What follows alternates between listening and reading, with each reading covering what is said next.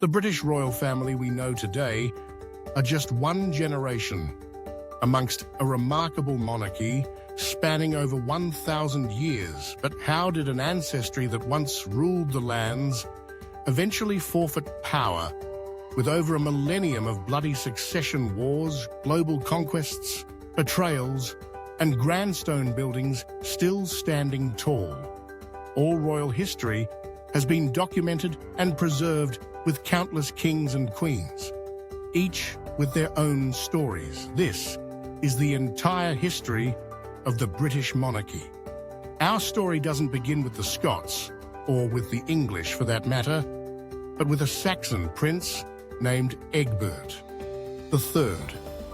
At the time of Egbert III's birth in 771 AD, England did not exist. Instead, the British Isles looked like this: a patchwork of warring kingdoms made up of Angles, Saxons, Jutes in Britons, all fighting one another for control and influence over the dominion. Born the Eelman King of Kent and grandson of Aoife, King of Wessex, the young Prince Egbert had strong claims to both territories. His father died when Egbert was 10, and a bloody scramble for the crown ensued. It eventually came to rest on the head of Beothric of Mercia. A young Egbert challenged Beatrice's rule and lost, forced to take refuge in the nearby court of Mercia, and eventually sent into exile in Francia. Egbert was forced to bide his time learning from the French courts of Charlemagne and gaining experience as a military leader. On the continent, Egbert grew into a king who was about to change the course of English history in 800 AD. After the death of Beothric, Egbert crossed the Channel, returning to the land of his father, and made his claim to the throne of Wessex despite overwhelming support in both Europe and within the Wessex nobility. Egbert's ascension was by no means easy. Threats from nearby kingdoms were constant, and after losing his brother-in-law on the day of his ascension to an invading army of Mercians, Egbert was finally crowned King of Wessex in 802 AD. Immediately, he set about consolidating his power. He took control of the kingdoms of Kent, Essex, Sussex in Cornwall, as well as large swathes of Wales. Even the Kingdom of Northumbria eventually submitted to the Crown of Wessex, placing all Anglo-Saxon kingdoms in Britain under the direct and indirect rule of Egbert of Wessex. Well, almost all his old enemy. The Kingdom of Mercia was a different story. The two sides had been locked in a constant state of warfare for centuries, with each kingdom trading territory in blood as the years wore on. King Egbert of Wessex would see brief success driving the King of Mercia, Weloth, out of his lands, but he was unable to hold them, and Weloth returned only a year later. Despite this, though the Anglo-Saxon chronicles remember Egbert favorably for his role in uniting the Anglo-Saxon kingdoms of Britain, they bestowed unto him the title of Bret Walda, or Wide Ruler of Britain, and a while he was never able to fully conquer the Mercian crown. His rule changed the landscape of Britain forever. Egbert of Wessex set in motion a policy of consolidation and expansion that his offspring would continue to enforce for the next 200 years, eventually leading to the unification of Britain and the birth of England. But there's still a lot of mess before we get there. King Egbert of Wessex died in 839 AD and was succeeded by his eldest son, Ethelwulf, who soon faced a new threat. The Danes adorned Dan animals' skins in brandishing axes stained with blood. The Danish invasion officially began in 842, while Ethelwulf was victorious at the Battle of Aclaya in 851 AD. driving the Danes back into the seas. He knew that this was just the beginning. The new threat worried the kingdoms of Britain so much that it forced Mercia and Wessex into an uneasy alliance with one another, putting an end to an almost 300-year conflict. Ethelwulf was succeeded by his son Ethelbald, whose reign was short and unpopular, especially amongst the clergy. This was mainly because of the new king's decision to marry his father's widow, something that even at this time was considered weird after just 4 years of rule. Ethelbald died, passing the crown of Wessex unto his younger brother Athilbert. Like his father before him, Adalbert too was threatened by foreign invaders from the north, Viking raids along the coast, led by Ragnar Lodbrok and his son Ivar. The Boneless had been growing in violence in frequency with Viking forces, even sacking the Wessex capital of Winchester in 865.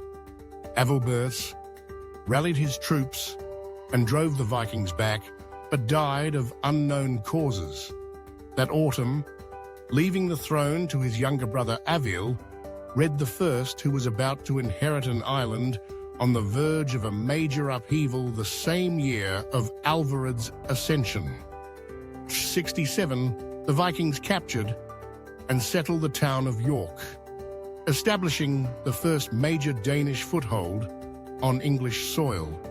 Alvared had no choice but to meet the great heathen army in battle. Together with his younger brother Alfred, they gathered an army and marched out to defeat their invaders. The cautious king Avelred was defeated at the Battle of Reading in 871 AD, but was saved by his younger brother at the Battle of Ashdown the same year. Impatient as only the young are, Alfred took his army while King Avelred prayed and met the Danes in open battle. He pushed the Viking horde back and bought his brother's kingdom some time, but the Danes rallied and struck the armies of Wessex again, securing victories at the battles of Basing and Merton.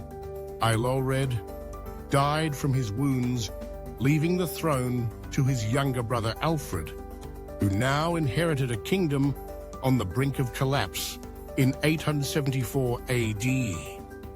The great heathen army marched on the kingdom of Mercia, defeating Burgred of Mercia and forcing the king into exile. With Mercia defeated all that stood between the northern invaders and total control of England was Alfred and the kingdom of Wessex, as Danish forces closed in all around him. Alfred was pushed back and forced into a remote marsh in Somerset. He'd been betrayed by his allies, who now chose to negotiate with the invaders rather than fight. Total Danish control of Britain looked imminent, but the young king had not given up hope. He emerged from the marsh and surprised the Danish army in Edington, chasing the Danish king Guthrum back to his base in Chippenham and forcing the Danes into a siege. Guthrum held out for 2 weeks before he surrendered to Alfred's forces, and Alfred was victorious. The terms were simple. Guthrum was to leave Wessex and receive a Christian baptism. The Danish king obliged, and after his baptism was solemnized at Wedmore, he retreated to East Anglia, leaving Alfred to consolidate his gains. Victorious, Alfred took on a new name, Alfred the Great, with the Viking threat teamed. Alfred set about transforming Anglo-Saxon society for the better. He established fortified towns throughout his kingdom, built schools, and encouraged the acquisition of knowledge. There's even an unsubstantiated myth that he founded Oxford University, but perhaps his most important policy was the establishment of Dane law. England was to be divided. The south and east belonged to the Saxons, and Saxon law applied, while the north and west belonged to the Danes and thus were subject to Dane law. This divide is still seen culturally, politically, and financially in Britain today. Alfred brought Anglo-Saxon England into a golden age.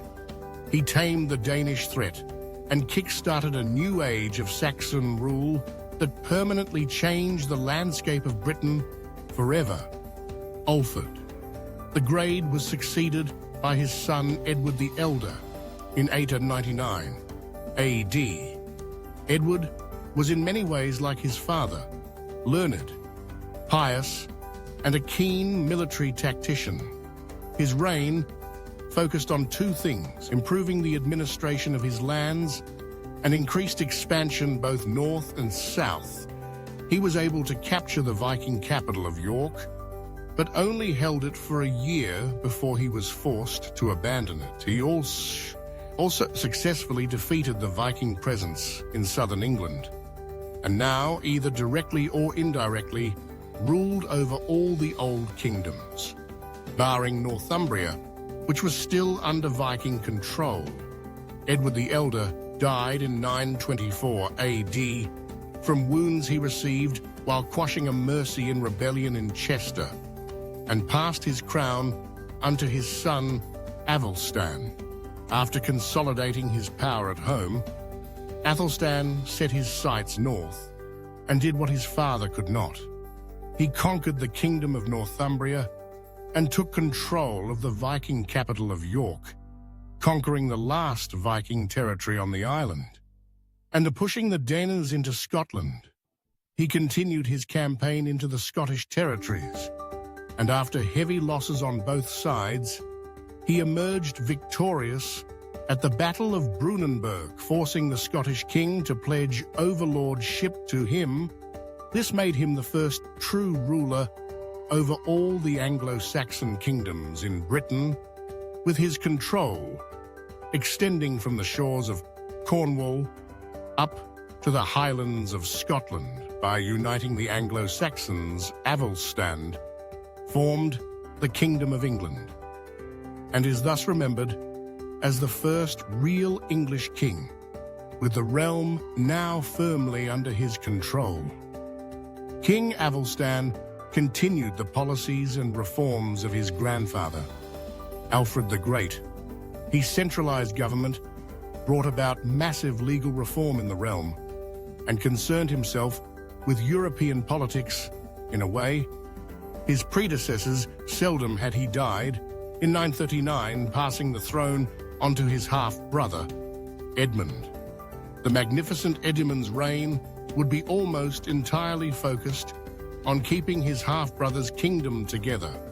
He faced continuous threats from the Danish, who had now settled north of the border. Shortly after Edmund's ascension, they revolted against the new king, retaking York and mounting destructive raids on the Midlands. But like his predecessor Edmund, the Magnificent wasn't to be messed with. Leading his army north, he briefly stopped to quash a Welsh rebellion that had been brewing since before Athelstan's death. He then defeated the Danes at the siege of Leicester and sent his armies into Scotland, seeking revenge against the King of Strathclyde for his decision to side with a Danish during the recapturing of York. He deposed the King of Strathclyde and installed Malcolm I of Scotland, on the condition that Edmund would have overlordship of the territory. This gave Edmund control, directly and indirectly, of the entire island of Great Britain. But for all his successes, Edmund the Magnificent could not escape a violent death in 946 AD while attending St. Augustine's Mass in Gloucestershire. Edmund was attacked and killed by a thief named Leofer, who the king had previously banished. For his crimes, Edmund the Magnificent was buried at Glastonbury Abbey, and the realms scrambled to find his successor, since Edmund's two sons were too young to rule, the burden of the crown fell to Edmund's brother Idrid, who reigned for 9 years before succumbing to an unknown intestinal illness. In 955, Edmund's eldest son, Edwig, was now 15 and took the crown as his own. He decided to split the realm between himself and his younger brother Edgar, ruling everything south of the River Thames, while Edgar ruled the north. King Edwig's reign was short, with the young king dying just 4 years after his coronation. He passed the Kingdom of England in its entirety to his younger brother Edgar, the Peaceful, in 959 AD. His reign was, as the name might suggest, considered a peaceful golden age where England was free from external attacks and internal disorder.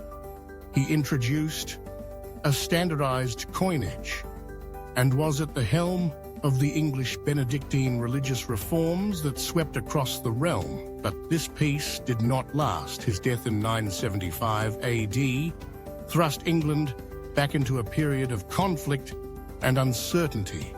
The throne was disrupted by Edgar's 2 remaining sons, Edward the Martyr and Evilred the Unready. Edward successfully took the throne in 975, but was murdered just 4 years later. In circumstances not totally clear to us today, his younger brother Evilred soon took charge at just 12 years old, before the young king had even a hair on his chin.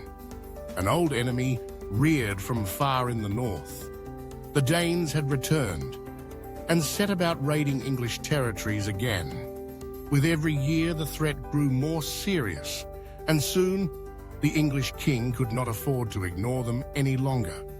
He gathered his armies in march north, but was eventually defeated at the Battle of Maldon, seeking a compromise.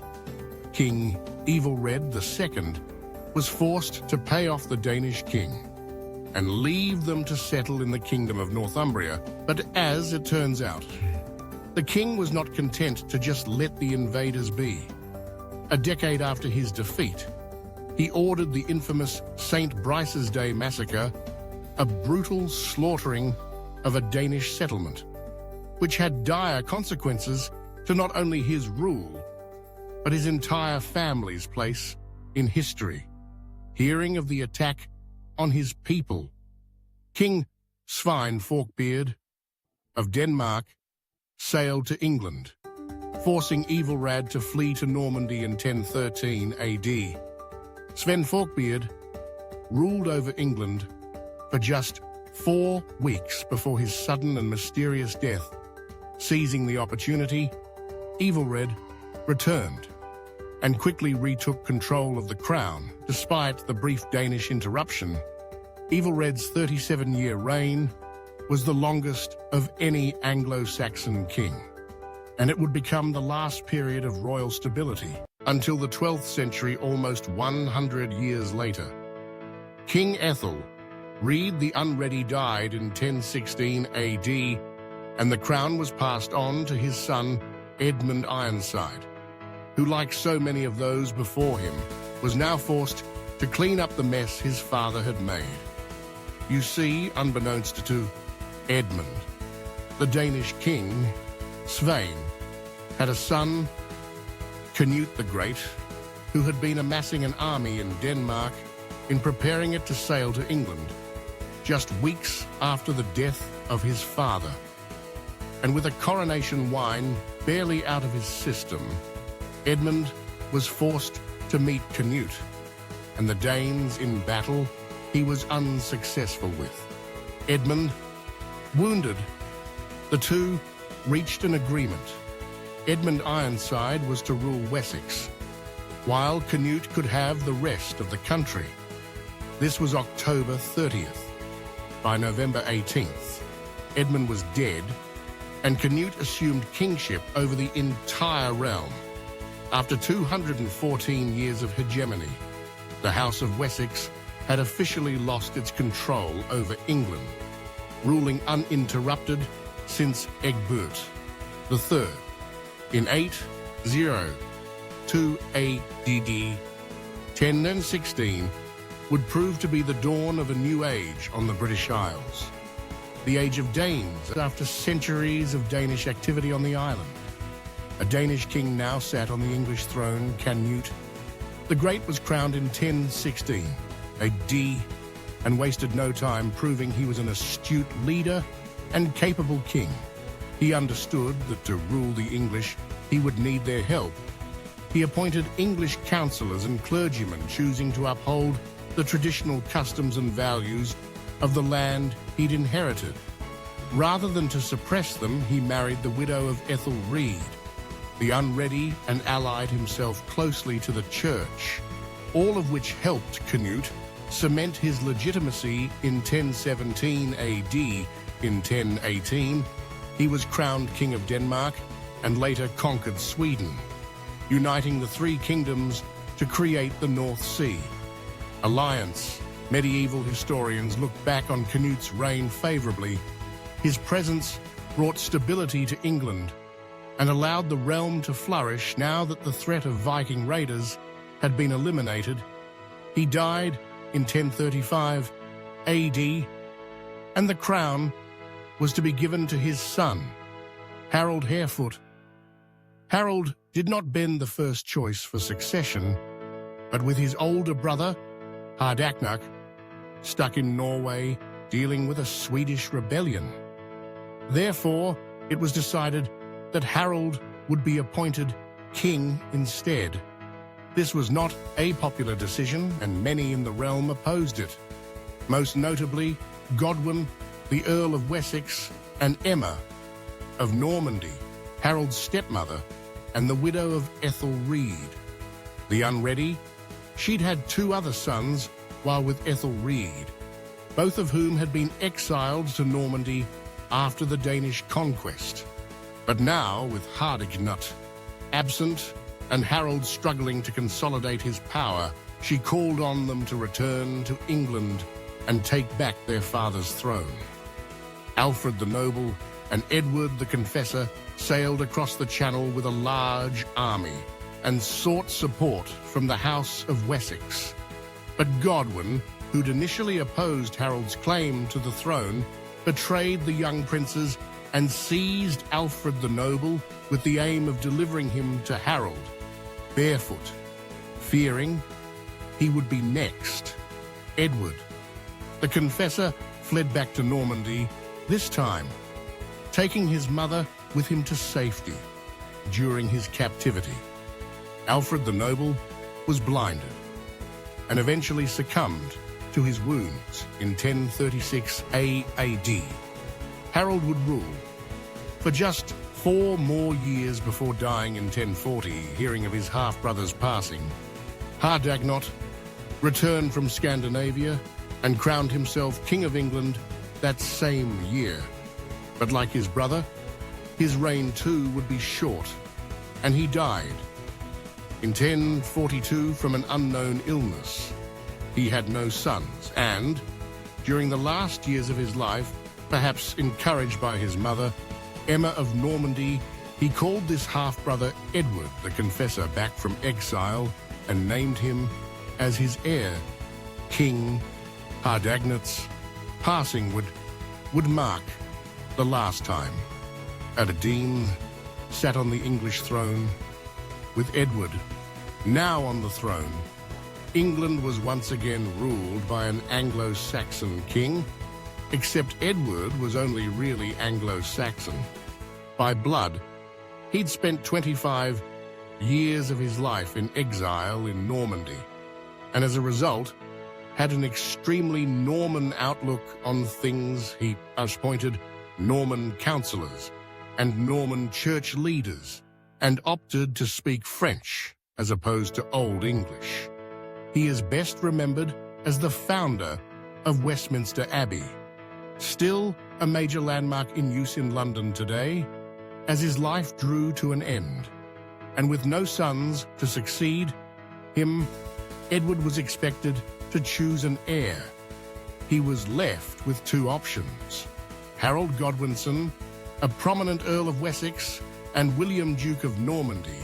Choosing Harold made more political sense. He was Anglo-Saxon and came from a prominent family with ties to both the court of King Edward the Confessor and the former Danish king, Canute the Great. Meanwhile, William had been an aide to Edward during his exile in Normandy and was related to the Anglo-Saxon king through Emma of Normandy, who was his aunt. The issues that arose from Edward the Confessor's succession was that it wasn't clear what the king had wanted. There are rumors that he'd promised the throne to William, but those claims are unsupported. In 1065, Edward the Confessor slipped suddenly into a coma, never clarifying who was to take over the English crown. Edward died on January 1066. A day later, Harold was crowned King of England at the newly built Westminster Abbey. Upon hearing the news of Harold's ascension, William of Normandy was outraged and began preparing to invade the island. What followed was a brief period of warfare that was about to shape England forever. King Harold found himself in an unfavorable position. He knew of William's invasion force and gathered his armies along the coast, expecting the Norman Duke to set sail soon after he had been crowned. But William didn't. Bad weather made the channel too rough to sail across, and William was forced to postpone his invasion by several months back in England. And with provisions starting to run out, Harold was forced to disband his army in return to London that same day. On September 8th, 1066, a new threat appeared. Only this time, far up north, Harold Hardrada, King of Norway, had arrived in Northumbria and defeated the English earls in charge of protecting the northern kingdoms. Harold had no choice but to react. He hastily regrouped his army began a forced march north of nearly 400 kilometers to meet the Viking invaders. It took 4 days for King Harold and his men to reach modern-day Yorkshire.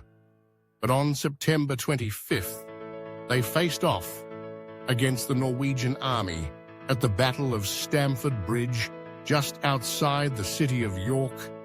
The English army clashed with the Norse invaders. Hardrada was killed, and Harold emerged victorious, stopping the invasion dead in its tracks. But Harold had little time to rest. Just 2 days after his victory at Stamford Bridge were to reach the king that the Norman invasion fleet had finally set sail for England.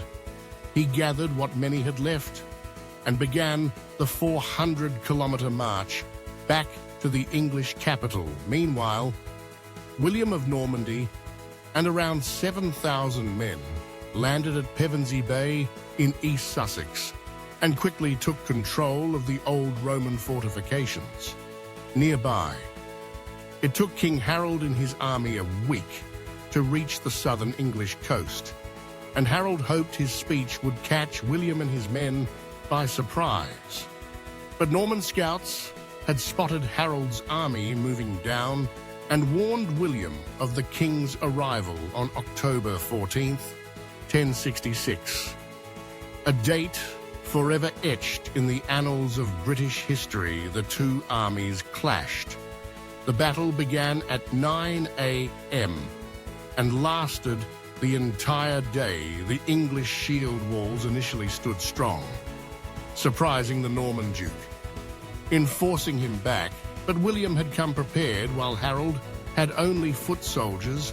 The Norman Duke had brought with him cavalry and archers to supplement his main force. The Norman army feigned a retreat, which prompted the English troops to rush forward. This allowed the Norman cavalrymen to rout the disorganized English foot soldiers and slaughter them where they stood. Harold, the last Anglo-Saxon king of England, was killed by an arrow which struck him in the eye. Harold's mother reportedly begged William for her son's body. Back offering to pay his weight in gold for custody of her son's corpse. But William refused. Legend has it, he threw the body into the ocean, allowing the waves of the English Channel to swallow the Saxon king, never to be seen again. William of Normandy was victorious. He marched on London, burning his way through southern England, enforcing lords to swear filthy to him as he went. He was crowned on Christmas Day, 1066, marking the beginning of the Norman Age of England. His ascension to the English throne earned the Norman Duke a new name, William the Conqueror as king.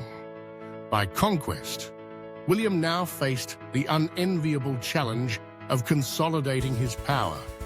He brutally punished those who had stood against him by confiscating their lands, removing their royal titles, and executing anyone he deemed a threat to his rule. Families that had remained neutral during the invasion or were quick to pledge their support to William after it were rewarded and allowed to continue operating as they had before. Some were even allowed to marry into the new royal family. But a change in leadership was not all William brought with him. One of his most enduring policies was the construction of motte and bailey castles throughout his kingdom, initially made from wood and later rebuilt with stone. These fortifications became the landmark feature of William's rule in England. From Pevensey, where he first landed, to as far north as modern-day Newcastle. These buildings were a sign of William's strength and influence over the land. Historians estimate that around 500 of these castles were built within the first 20 years of Norman rule alone, and they gave William and those loyal to him a position from which to defend themselves against revolts and usurpers, of which there were many. William's first test came when his former ally, Eustace, the Count of Boulogne, rebelled at Dover. Unhappy with his spoils of the conquest, he rallied local troops against the king and attempted to take Dover Castle, but he failed and was forced to return the land he had won next. The king was faced with a number of English rebellions. Further inland, there was Edric the Wild and Wessex, as well as Githa, mother of Harold Godwinson, organizing revolts as south as Exeter. William dealt with those rebellions swiftly and with a relatively little bloodshed. But in 1069 AD, the North rose up in revolt, and William responded in what would later be known as the Harrying of the North.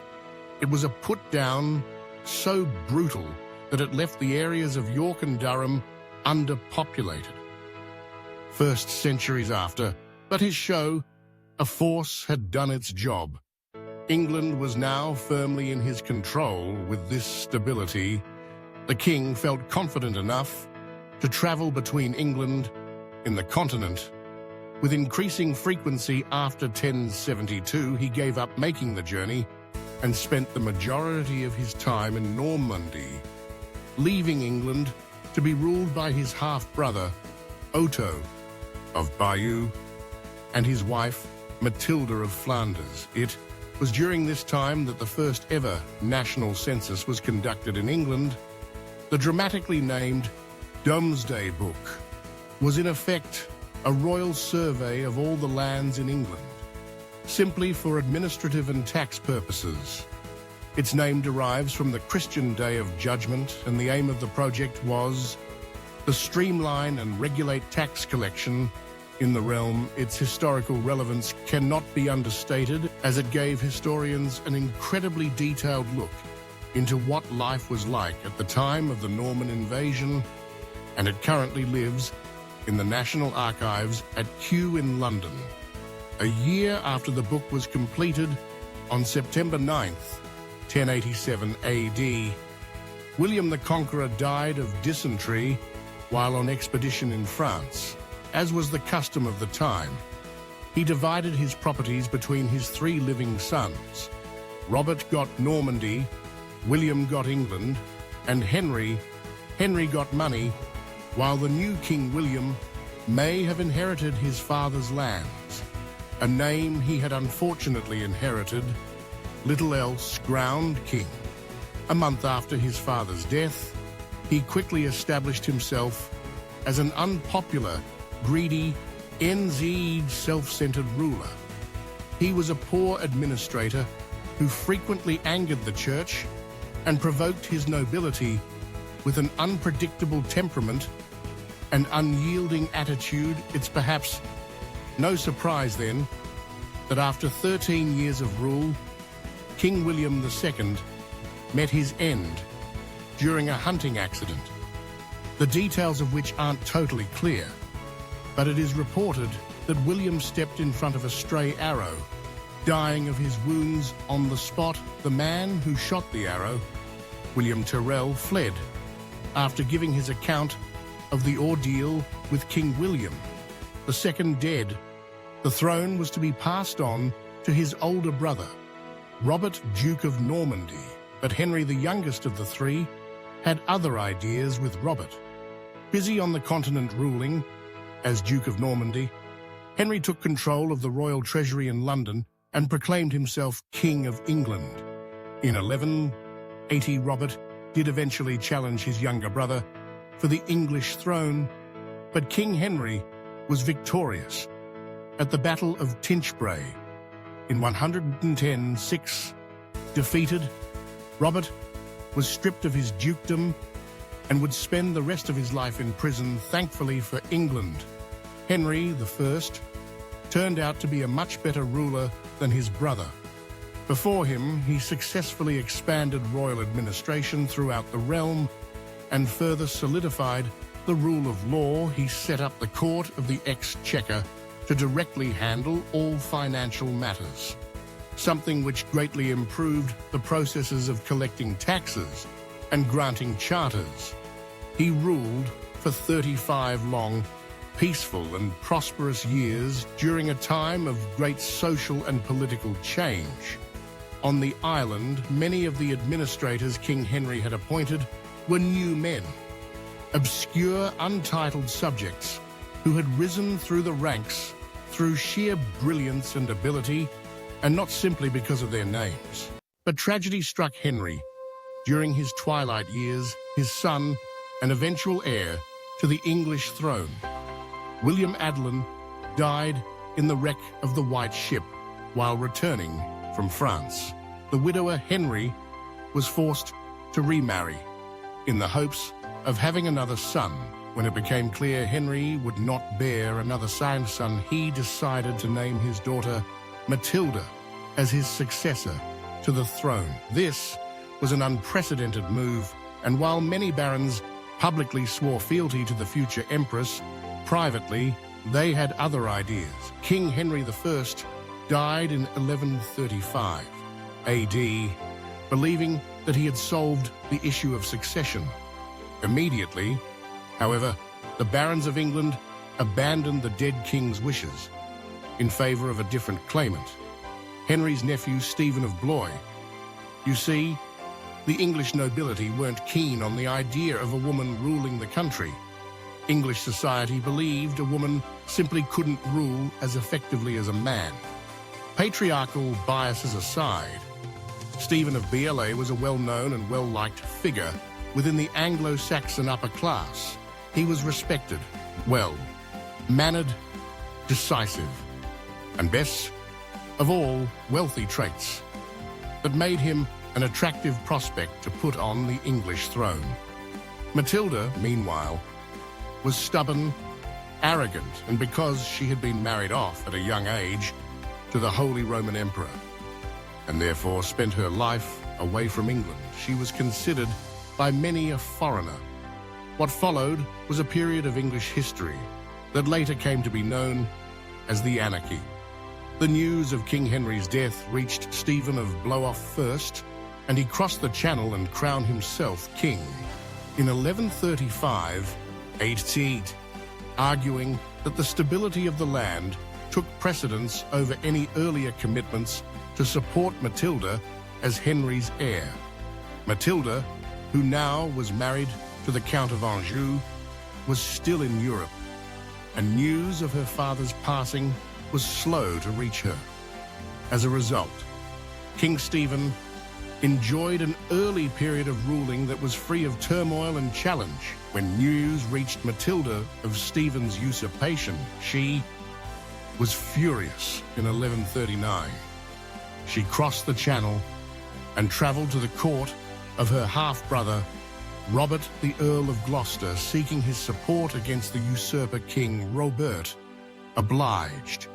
Trouble began in 1141 when the king's forces met Robert's army at the Battle of Lincoln King. Stephen is said to have fought bravely, but was overwhelmed by Robert's men. The captured king was then taken to speak with Matilda. She immediately imprisoned Stephen at Bristol Castle and set out for London. With one aim in mind, her coronation, but her attempts at becoming queen were soon halted. She faced bitter opposition from the crowds that had gathered in the capital. These were not soldiers, but ordinary citizens. Forced to retreat, her half-brother, Robert, was captured during the rout of Winchester, and only by releasing King Stephen did Empress Matilda secure her half-brother safety with Stephen. Free once again, the fighting continued.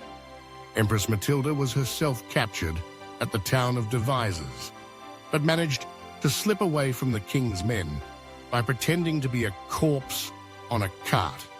She was again captured, in this time held at Oxford Castle, but Matilda mounted another daring escape, lowering herself from the castle walls on a rope during a snowstorm, wearing white soaes. To camouflage herself, the Empress traversed the bitter cold and made her way to the town of Wallingford by night, making sure to avoid detection from hastily formed search parties that hoped to find her.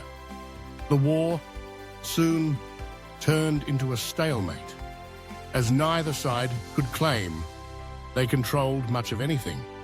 In 1153, Matilda's son, Henry, landed in England and began building his own alliances with power barons to support his mother's claim to the throne.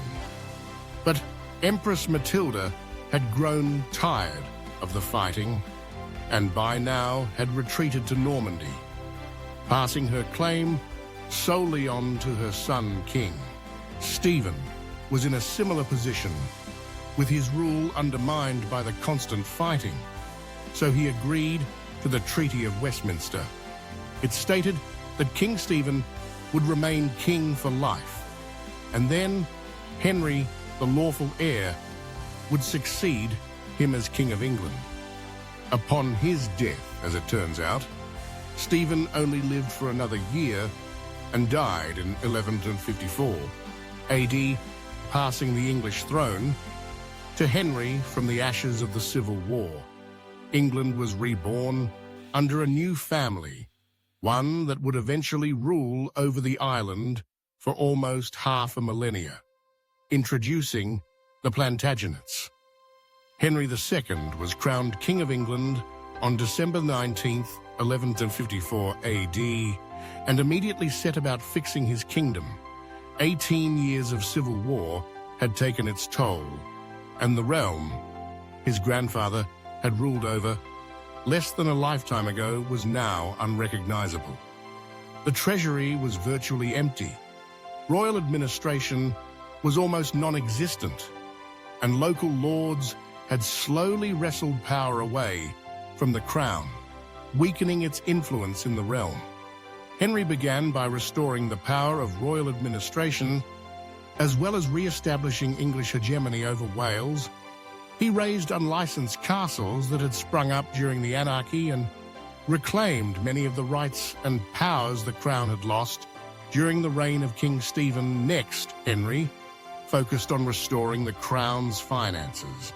The war had disrupted almost all the king's traditional sources of income, and as a result, Henry inherited a kingdom that had lost an estimated 46% of its funding, faced with an administrative nightmare. The king needed help. He was soon introduced to a cleric from London, who had earned a reputation as an astute and capable administrator. His name was Thomas Becket, ruthlessly efficient and brilliant at this post. Becket was appointed Lord Chancellor in 1155, giving him direct control over the king's sources of revenue. Becket was successful at his new post, and King Henry had a lot of admiration for the Chancellor as a new man. Becket championed the idea set forward by Henry's grandfather that of promotion through ability and not title. And even beyond this, the two men quickly became friends. The king even sent his son Henry to live in the Becket household as a young boy, highlighting just how close the two families really were. So when the Archbishop of Canterbury died, Henry saw a golden opportunity, wanting to reassert his rights over the church in England, which had been growing increasingly powerful in recent years. King Henry II encouraged a reluctant Thomas Becket to take up the position of Archbishop. It was a win-win for Henry. Becket was a powerful chancellor, and his new position as Archbishop would weaken him politically, meaning Becket would have to rely more on King Henry for support. Moreover, Henry assumed his old friend would act in the crown's best interest, weakening the church's growing influence over the Kingdom of England. But he was wrong. Almost immediately after his ordination in 1162 AD, Thomas Becket changed.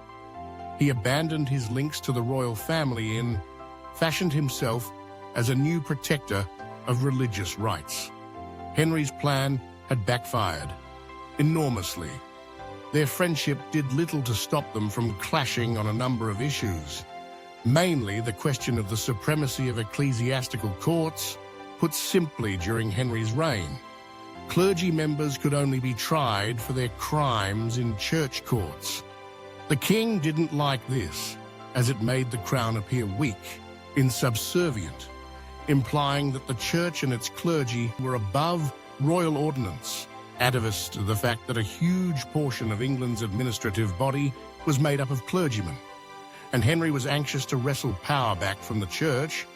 He argued that criminous clerks should be tried in royal courts instead. Becket disagreed. This enraged King Henry II, who was known for having a wild and unpredictable temperament.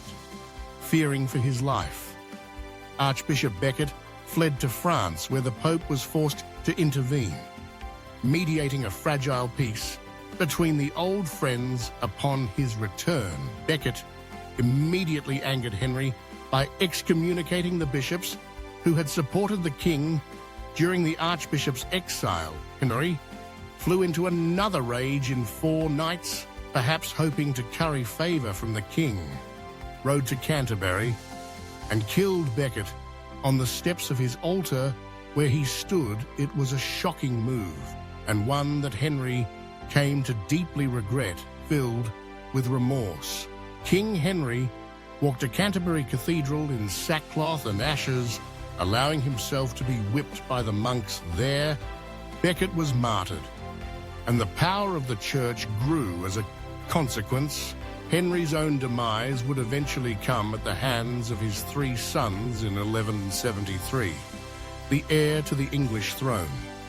Young Henry rebelled against his father, joined by his 2 brothers, Richard and Geoffrey, as well as several European states. The greed revolt began, and King Henry II was forced to meet the rebels in battle. The revolt was only stopped thanks to Henry's talented local commanders, many of whom were new men, appointed for their loyalty and administrative skill.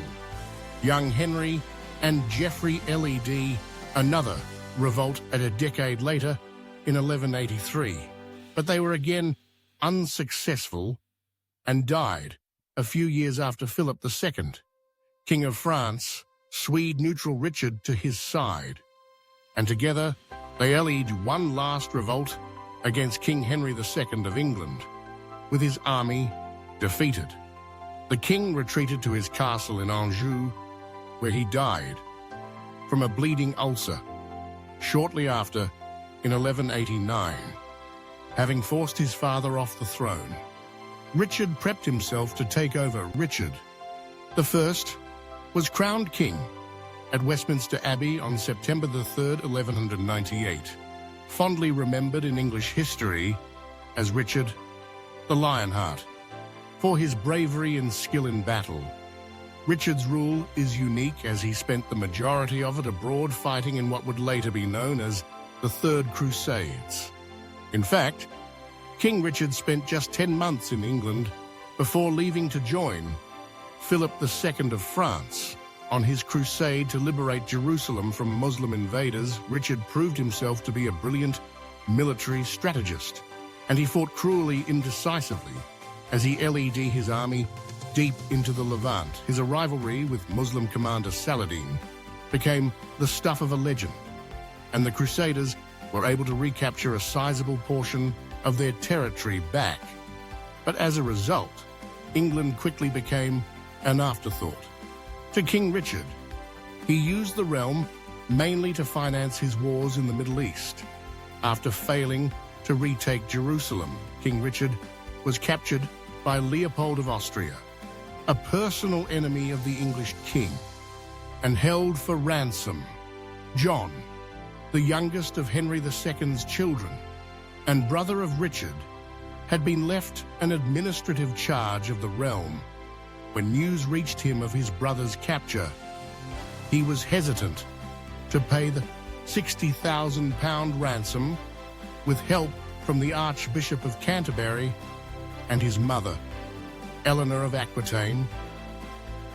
King Richard's ransom was paid, and he was free once more. But Richard the Lionheart died as he lived, fighting struck by a crossbow.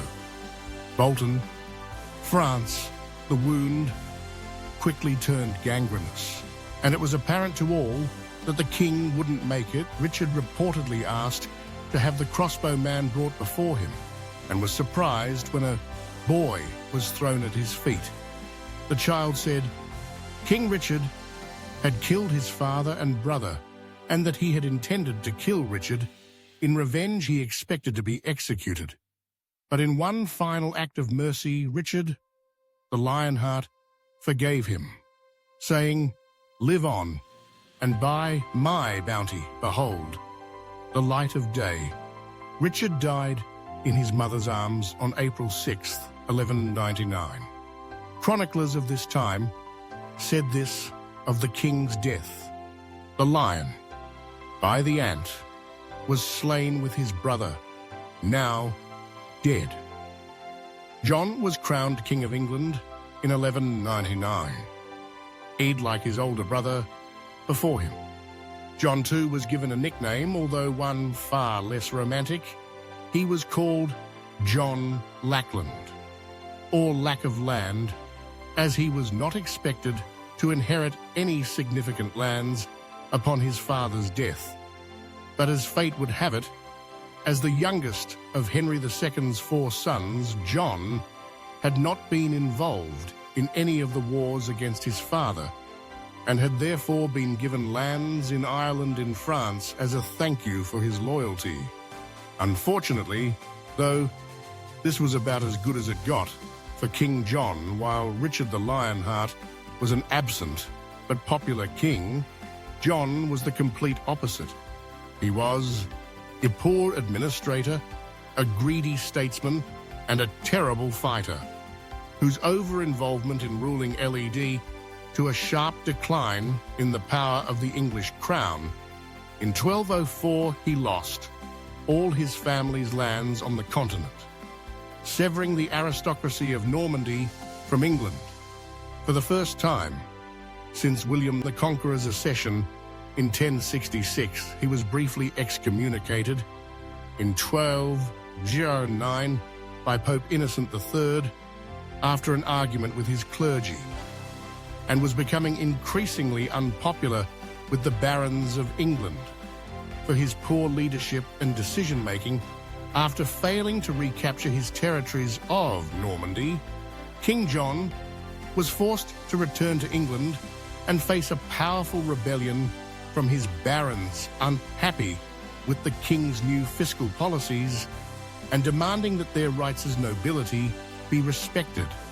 They forced the king in designing the great document, or the Magna Carta, in 1215 AD. The English crown changed forever that day as the king agreed to be bound by common law and tradition, especially where it affected the rights and privileges of the nobility.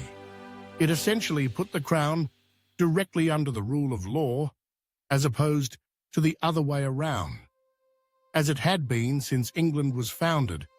Its impact was astronomical, although not immediate, while it was nothing more than a power grab by the barons of England. It eventually went on to form the basis of the English Constitution and included several clauses that were later interpreted as definitions of democratic freedom and the rights of an individual under common law. King John had hoped that by signing the Magna Carta, he could appease his nobility and stop a war from breaking out in the kingdom. But once again, he was wrong. Still unhappy with King John's rule, the first barons' war ignited in England in 1215. But despite backing from the King of France, the English barons were unable to score any decisive victories over King John and his men, and the war quickly became a stalemate. While on campaign, King John died of dysentery. He'd contracted while overindulging on peaches, a fitting death. Perhaps, as a result, the throne was passed on to his son Henry, who now had the unpleasant task of finishing what his father had started. At just 9 years of age, Henry III was crowned King of England on October 28, 1216, inheriting a kingdom on fire. The new King Henry was faced with a challenge of ending the First Barons' War. The King's army was led by William Marshal, 1st Earl of Pembrokeshire, and servant to 5 English rulers. Before him, he was a brilliant commander and successfully defeated the Baron army at the Battle of Lincoln and the Battle of Sandwich that same year. With the barons defeated, they now had to answer to their new king. Henry showed Greek diplomacy and maturity by promising to abide by the Magna Carta, agreeing to limit his royal power and protect the rights of the nobility. With the rebellion quashed, Henry now turned his attention to repairing his kingdom.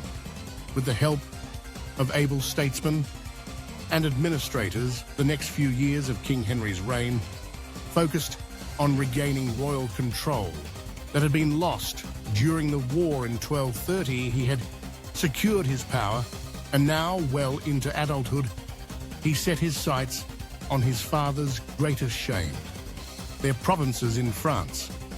The English crown had never fully recovered from losing its grip on the Angevin Empire, and King Henry III sought to fix that.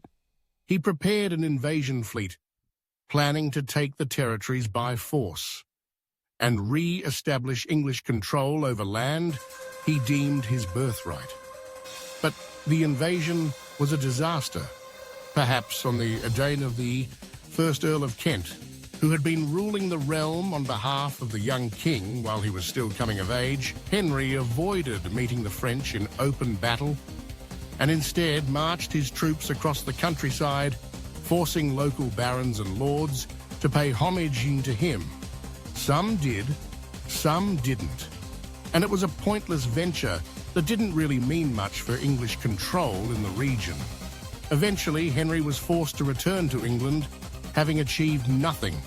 As soon as Henry and his troops left France, those barons who had pledged themselves to him went right back to supporting the French king.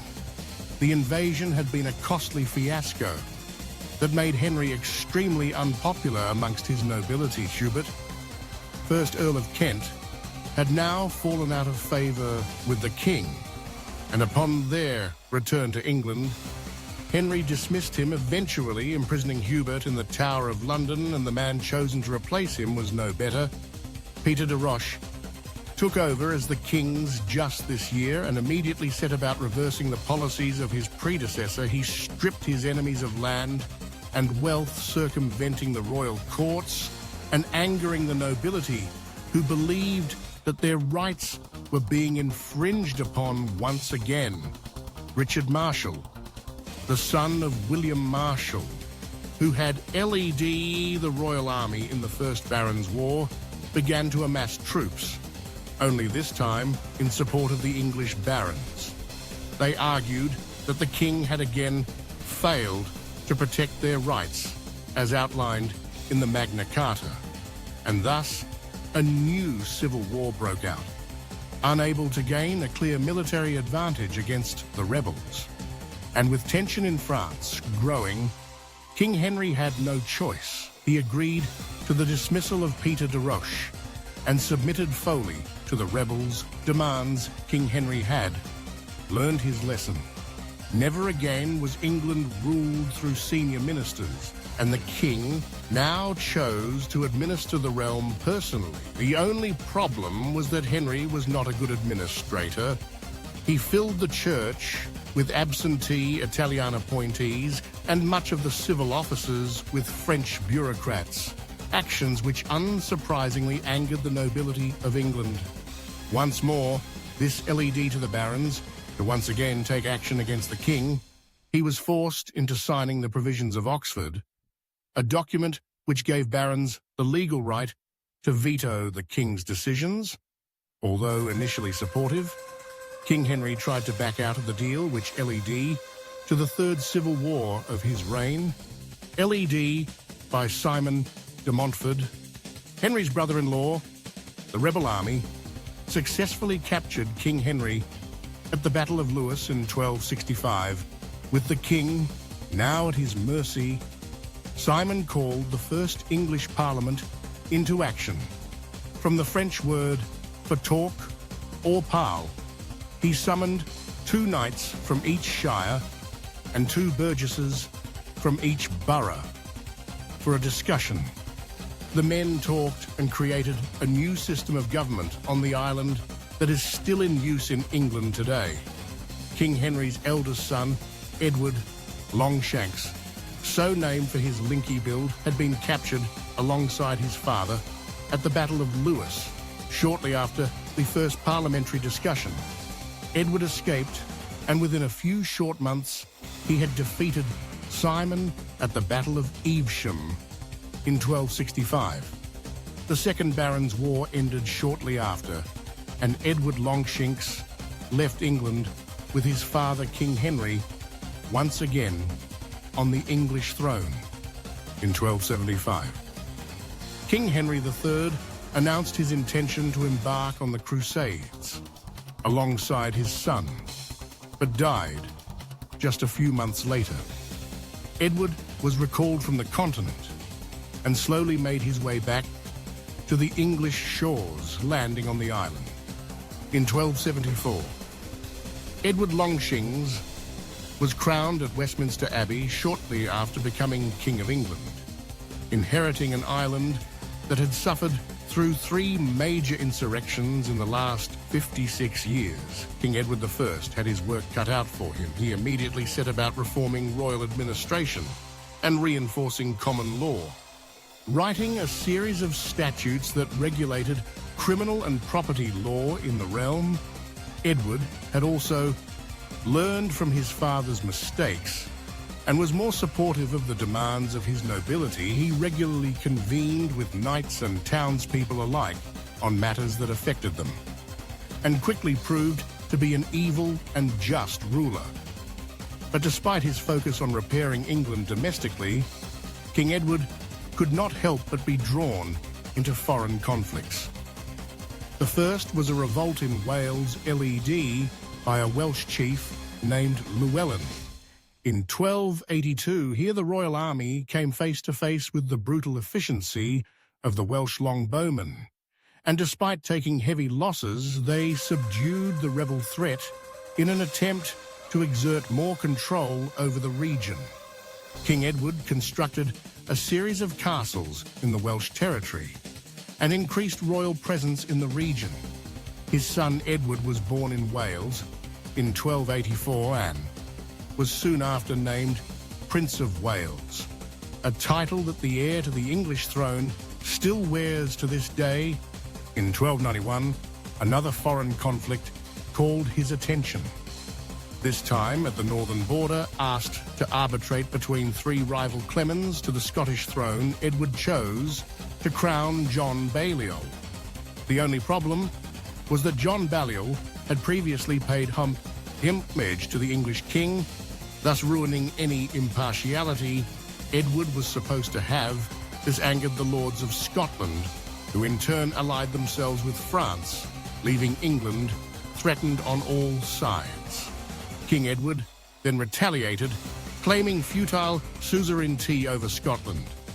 He marched his army north and invaded, defeating Balliol in 1296 and taking the Scottish crown.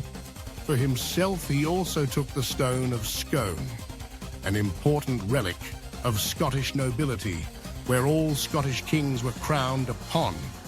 The stone is still used to crown British monarchs today and currently resides at Westminster Abbey in London for his actions in Scotland. King Edward earned himself a new nickname. Edward Longshanks had become Edward the Hammer of Scots. Back in England, Edward was overseeing a rapidly transforming English government. He encouraged petitions to Parliament, with Council sitting much more frequently than they had previously, and he continued to clarify the responsibilities of the different courts. Criminal and Crown cases were handled by the Court of King's Bench. The Court of the Exchequer dealt with the royal finance, and the Court of Common Pleas handled more of the day-to-day cases between subjects. From these roots, a new profession sprouted. Lawyers needing to keep his new courts running smoothly, he took the profession of law away from the clergy and formed a new social class of educated young men whose job was to learn the law away from the influence of the church. This led to the establishment of the Inns of Court, great mansions, where students and barristers lived together. The barristers taught the students English common law, along with necessary social skills such as music and dancing. These Inns of Court also set the precedent for other collegiate systems around the country. It was during King Edward's reign that the academic system we know today as Oxford University was founded, building on the earlier schools established by Alfred the Great. Over 200 years before King Edward, the first died of dysentery in 1307. While fighting the Scottish up north, there is a rumour that on his deathbed, Edward wished for his bones to be taken with the army while they continued their fight into Scotland. Another rumour claims that Edward wished for his heart to accompany the next Crusaders as they marched into the Holy Land. Once more, regardless what these stories show, is that Edward very much considered himself a warrior king. While he was a successful military commander, it was his administrative actions that had the biggest impact on England as a whole. The introduction of lawyers mingled with the burgeoning merchant class, to form a proto-middle class, where before there had been none. Parliament was strengthened and legitimised during his reign, and despite his warlike tendencies, King Edward's reign was peaceful and prosperous. For the average Englishman, King Edward I was succeeded by his son, Edward II, who was crowned in 1307 at Westminster Abbey, while his father had immediately launched into fixing the realm he had inherited, Edward II had no need to. His father's kingdom was flourishing, bolstered by great social changes and the newly inherited Scottish crown. It was a stable territory that was emerging as one of the most powerful kingdoms in all of Europe. But despite its power and prestige, the new King Edward appeared to almost resent the English crown that now rested on his head. He grew bored of his royal responsibilities and quickly turned his attention towards other pursuits. Young men. The first of these deep infatuations the king would come to have was with Piers Gaveston. Gaveston was arrogant and well aware of his position as the king's favourite, abusing his power and coming to blows with many of the other barons of England. He was a close companion to the king, accompanying him everywhere. But this wasn't well received by everyone. Soon, Gaveston's behaviour angered the French royal family, to whom Edward II had married into through his wife Isabella of France, with pressure mounting from both his nobility and the French crown. King Edward II was forced to exile Piers Gaveston. But this didn't last long. By 1307, Gaveston was back in England, and once again at the king's side. Parliament met in 1308, with the king eager to discuss potential government reform. But the barons were unwilling to proceed until the issue of Gaveston had been dealt with. The king was initially dismissive, and a violent outcome seemed inevitable. But after the Archbishop of Canterbury threatened to have Gaveston excommunicated, Edward miraculously yielded. Gaveston was to be sent to Aquitaine, away from England for good. Unsurprisingly, though, this did not last. The king once again recalled Gaveston, angering the barons in sparking an insurrection after a period of cat and mouse between the king and the armies of his nobility. Gaveston was eventually captured at Scarborough Castle and taken to Warwick, where he was tried as a traitor. Gaveston was beheaded on the authority of the Earl of Lancaster. The king was reportedly inconsolable, still reeling from the death of his friend Edward, was decisively defeated at the Battle of Bannockburn by Robert the Bruce. Span. After just 18 years of English rule, Scotland gained its independence once more. In 1314, however, the king tempered his foreign losses with a new favourite, Hugh Lee Despenser. Like with Gaveston, before Despenser and his family grew increasingly powerful as King Edward's favourites. But the barons of England had had enough. A fresh civil war broke out, which saw an army led by the Earl of Lancaster, Gaveston's killer, face off against the Crown and her royal forces. After 5 years of bloodshed, King Edward II emerged victorious. The Earl of Lancaster got a taste of his own medicine and was beheaded at Pontefract Castle in 1326.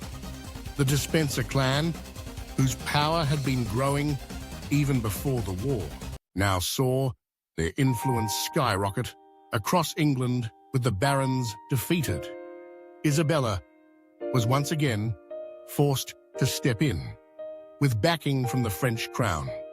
Queen Isabella raised an army and marched against her husband, aided by her longtime lover, Roger Mortimer. The king defeated King Edward, and his army captured Hewlett Despenser and tried the young Chamberlain with treason. Despenser was unsurprisingly found guilty and hung, drawn and quartered for his crimes. Fearing that her husband would once again undermine her, Queen Isabella forced King Edward II to abdicate his throne. It was decided that their son, Edward III, would take over in his place. He was only 15 when the English crown came to rest on his head. But the young king already had a big mess ahead of him. To clean up his father's unorthodox style of governance had left England in a financially precarious position, and the crown's influence had been steadily undermined by the barons who administered the lands. But before he could set about fixing his kingdom, he would have to wait to come of age. In the meantime, his mother Isabella and Roger Mortimer ruled as regents in his place. However, King Edward hated this. Mortimer held all the power, and Edward grew resentful of his mother, who always sided with her lover. On courtly matters, in 1330, on the eve of his 18th birthday, King Edward III rebelled against his regions, having his mother's lover hanged and taking full control over the English crown with power now firmly his. Edward did what most medieval kings do. He waged war, turning his attention to the newly independent Kingdom of Scotland. He mounted a successful campaign against them, crushing their army and retaking land.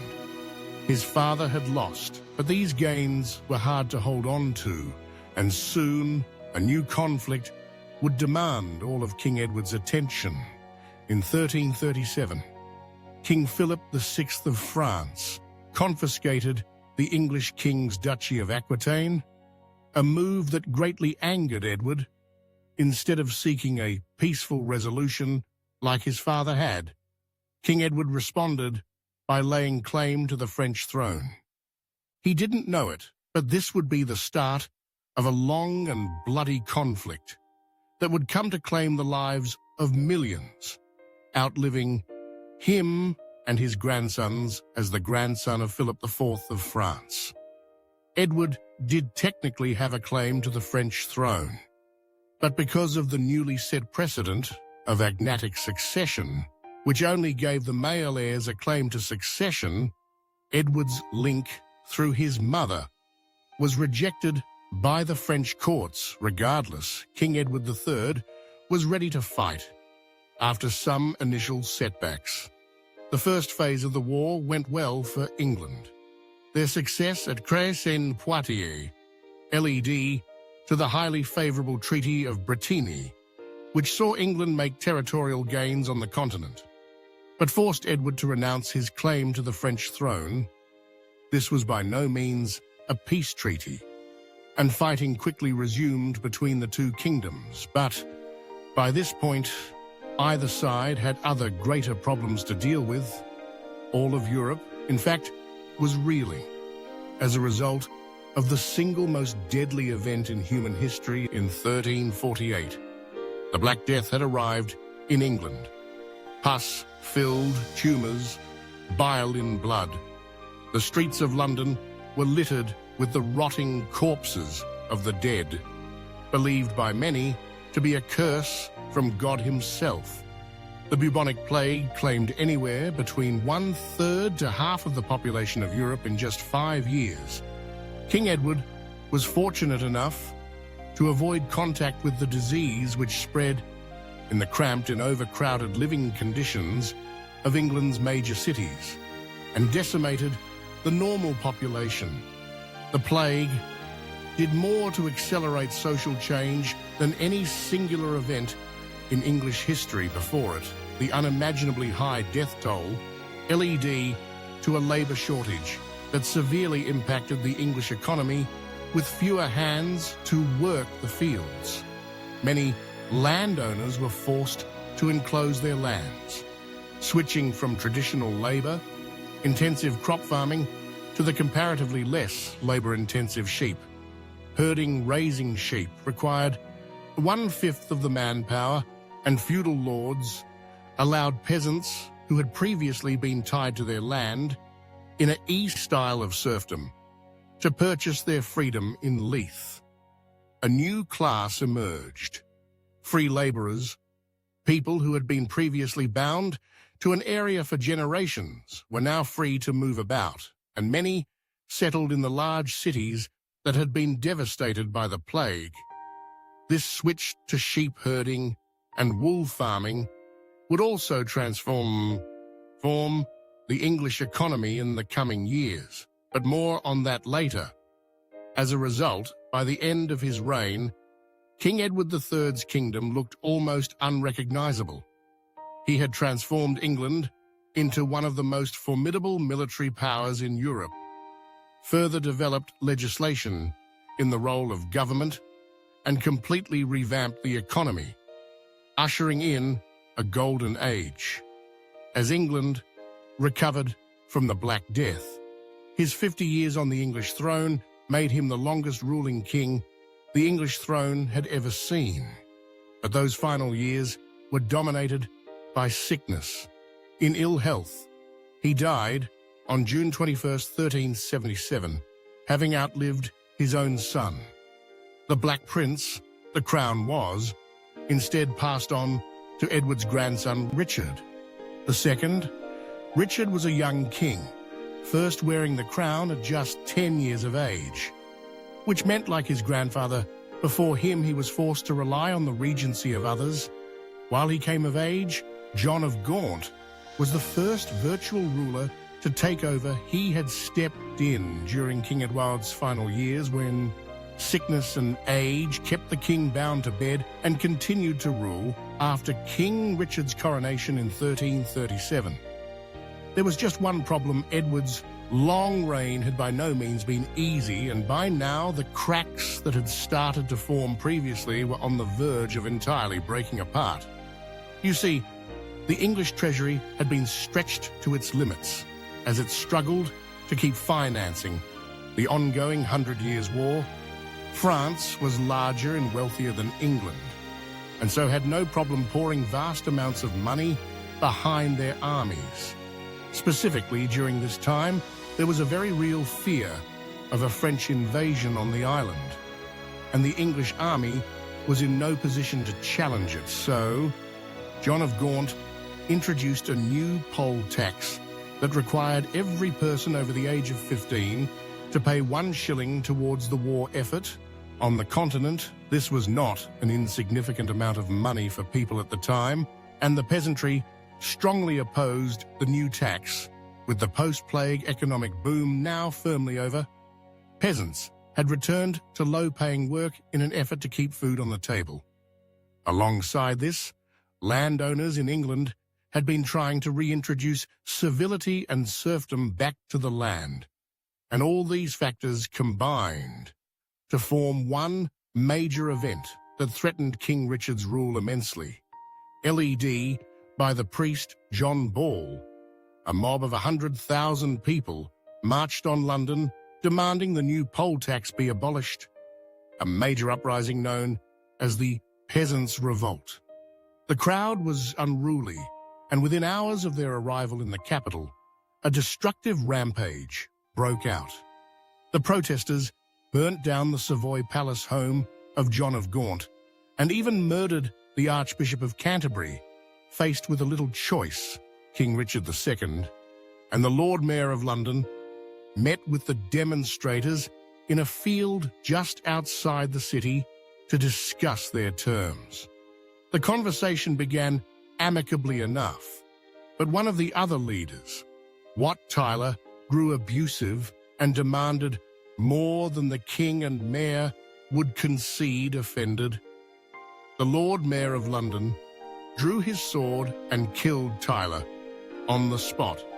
Fearing that the crowd would turn violent again, the young king made an extraordinarily brave move. Standing before the crowd, he shouted to the peasants to follow him, leading them away from their leader's dead body.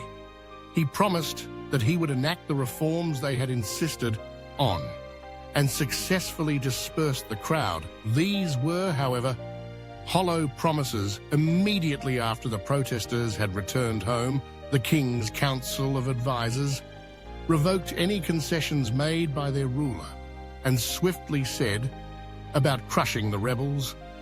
The leaders of the Peasants' Revolt were tried and hanged as traitors for their crimes. The king never forgot the actions of his council, and this episode ignited a deep sense of mistrust between himself and his advisors. As a result, his inner circle shrank until it only included 3 men who in turn became extremely powerful due to their closeness to the king. The other nobles became resentful of this favoritism and feared that their power would soon diminish. As a result, banding together a group of powerful lords united to form a group called the Lords Appellant. They seized control of the English government in 1387 and demanded the king expel his inner circle from court. A period of instability followed and culminated in the king being forced to banish or execute those closest to him.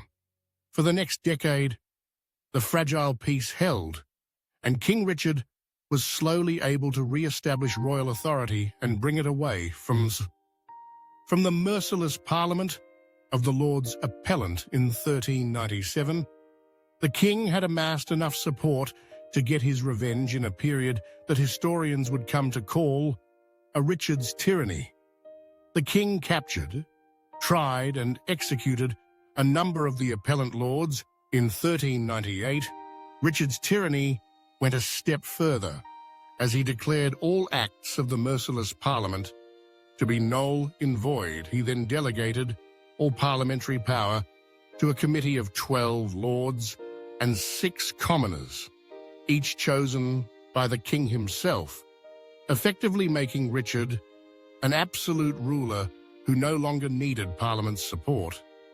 But there still existed a threat to Richard's rule. House Lancaster at its head sat John of Gaunt, who represented the most powerful non-royal household on the island. King Richard had exiled John's son, Henry Bolingbroke, during his initial takeover a year before. But House Lancaster still stood in his way. Not only did they possess enormous wealth, but they were royal descendants, John being King Edward III's youngest surviving son. As a result, it was the wish of many in the land that House Lancaster would succeed each childless Richard to the English throne. Lucky for Richard, though, John of Gaunt died in 1399, giving the king time to secure his power. He had John's son, Henry Bolingbroke, who he'd exiled the France disowned, confiscating his lands and effectively stripping Bolingbroke of his claim to the throne. Feeling as though he'd effectively dealt with the Lancastrian threat, Richard turned his attention to the growing Irish problem in the west. He amassed an army of 8,000 men and left England in May 1399, landing in Dublin within the week. But just a month later, trouble on the continent spilled over into England. Charles, the 6th King of France, had been deposed by Louis I, and the new French king saw a chance to gain the upper hand against his English foe. In a continuation of the 100 Years' War, Louis allowed Henry Bolingbroke to return to England with a small force, where Henry soon gathered more support and made a claim to the throne. With Richard off fighting in Ireland, Henry's arrival was entirely unchallenged. He gathered an army and soon defeated King Richard II in battle. The king was then imprisoned and later died of starvation while in the Tower of London. While Henry's claim to the throne was weak, it was unopposed by both the people and Parliament. Henry Bolingbroke was crowned Henry IV on September 30th, 1399. The reign of Henry IV was marked by a series of firsts. He is believed to be the first king since the Normans had invaded in 1066 to address his people in English, as opposed to Norman French. He also hosted a visit from Manuel II, Palaiologos, shortly after his coronation in 14, making this the only time a Byzantine emperor ever visited England in 1406. English pirates captured the future, James I of Scotland. Then aged 11, off the coast of Yorkshire, the young prince would remain Henry's prisoner for the rest of his reign. Aside from that, though, the reign of King Henry IV was largely uneventful. He was mainly forced to deal with plots in rebellions from abroad, as well as a number of domestic assassination attempts on his life. He put down a rebellion in Wales against Owain Glendur in 14 and was forced to deal with a series of rebellions, led by Henry Percy, 1st Earl of Northumberland, in the north. The Percy Rebellion, as it came to be known, ended at the Battle of Shrewsbury in 1403, where Henry's eldest son, Henry of Monmouth, showed great military prowess, leading his troops in a decisive victory against Percy's forces during the battle. Though Henry of Monmouth was struck by an arrow to the face, but luckily survived. During the last years of his rule, the rebellions had become more frequent. A rumour soon took hold in London that Richard II, who had died of starvation in the Tower of London, was actually still alive.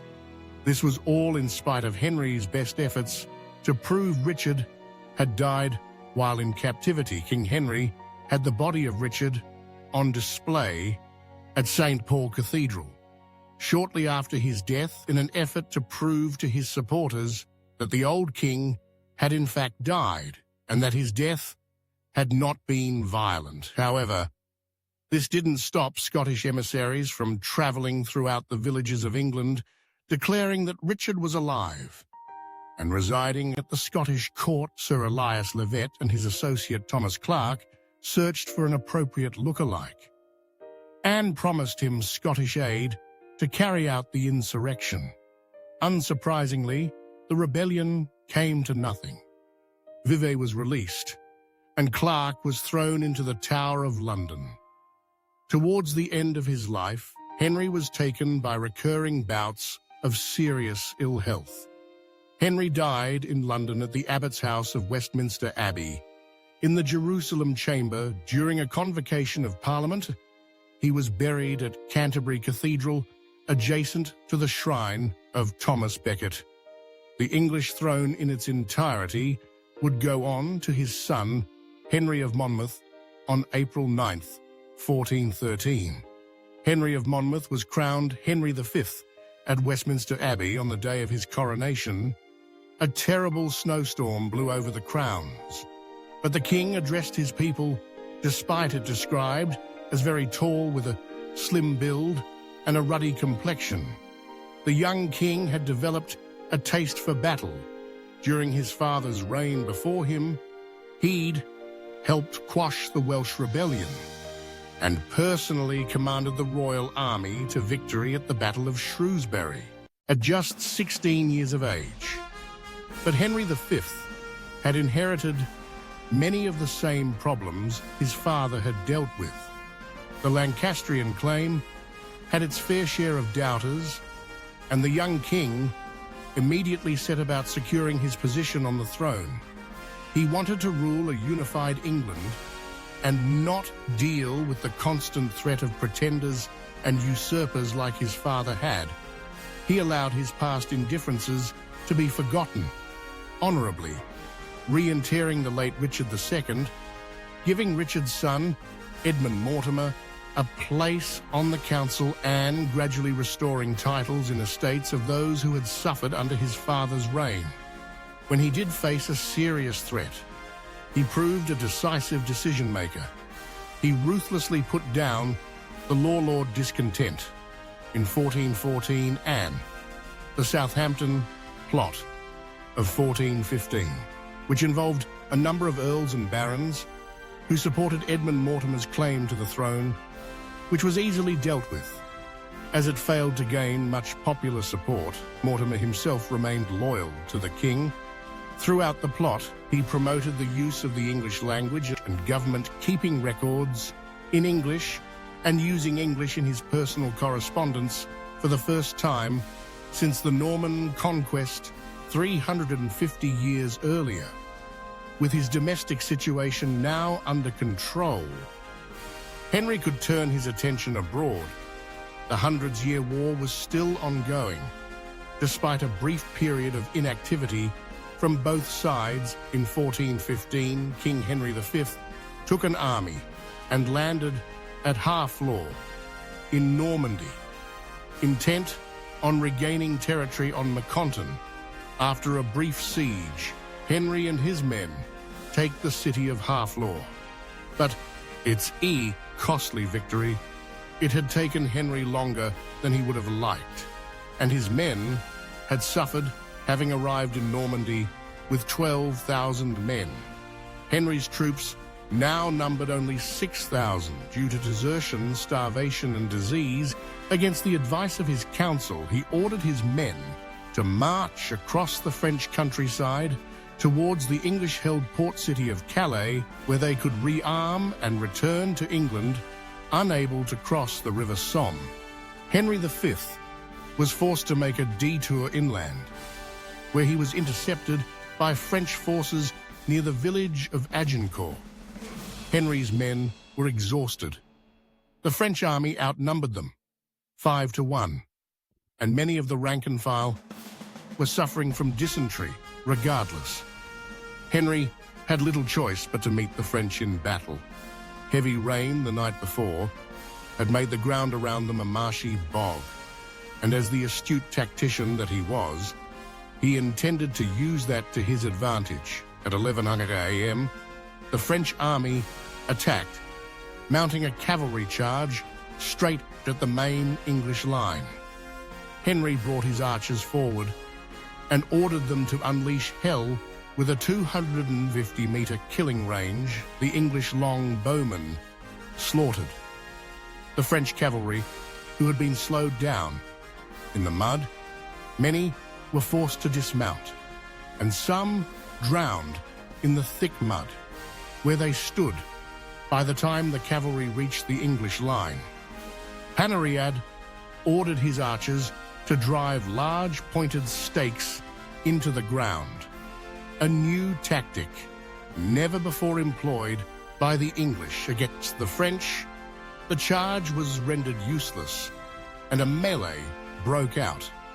Eventually, the English archers abandoned their bows and took the fighting hand to hand. The tide of the battle quickly turned in favor of the English, who hacked the French soldiers to death, many of whom who were stuck in the mud due to their heavy armor before long. Henry was victorious. His army marched in Calais unopposed when he returned to England. Just a few months later, he received a hero's welcome. Crowds lined the streets. Pageants took place in choir, saying, in all the churches, it was a great moment of pride for England and proved to be the greatest English victory of the 100 Years' War. From a practical standpoint, it greatly bolstered Henry V's claim to the French throne. It directly led to infighting within the French court, and by 1420, the Treaty of Troyes was signed, acknowledging Henry as regent and heir to the French throne. By now, Henry had regained control of Normandy, was allied with the Duchy of Burgundy, and had received support from King Sigismund of Hungary, who signed the Treaty of Canterbury, acknowledging the English claim to the throne. Unification of the kingdoms of England and France seemed inevitable. It was Henry's intention that after unifying the two crowns, he would embark on a crusade. However, he died just a few years later, in 1422, passing the throne unto his son, Henry VI. While Henry V's reign was short, it transformed England into a powerful player in European politics and forged in her a new national identity. England, once again, had a land on the continent, and under King Henry, England reached its territorial peak in mainland Europe. Henry VI was crowned in Westminster Abbey on September 1st, 1422. Young kings were nothing new in the realm, but Henry VI broke every English record, ascending to the throne at just 9 months old and becoming the youngest ever King of England, still breastfeeding. The burden of administration quickly fell to regents who ruled England together. Just a few months after his coronation in England, the baby King Henry traveled to France and was crowned King of France at Notre Dame Cathedral in accordance with the Treaty of Troyes. His father resigned just a few years earlier. This made King Henry VI the only English king to also be crowned King of France. In French territory, while he waited to come of age, Henry's mother, Catherine, remarried to Owen Tudor and had 2 sons, Edmund and Jasper. Henry gave his AF brothers earldoms in Normandy, and their influence would later have a huge impact on English history. By the time he reached 16, Henry had resumed full authoritative control over England. However, it came at a bad time. It was the beginning of the Great Slump, a period of economic decline that would last for the next 50 years and weaken the crown's power in the realm. Things were only further complicated by the king's problematic personality, described as shy, passive, and utterly opposed to conflict and violence. Henry VI was in nothing like his father, and these traits were undesirable of a king during the medieval times and made him appear weak in court. Had he been an able administrator, he might have salvaged some respect, but Henry would soon prove to be unreliable in a totally different way. The king was prone to debilitating bouts of madness that forced administrative decision-making back into the hands of regents. This made England unstable and weakened royal authority.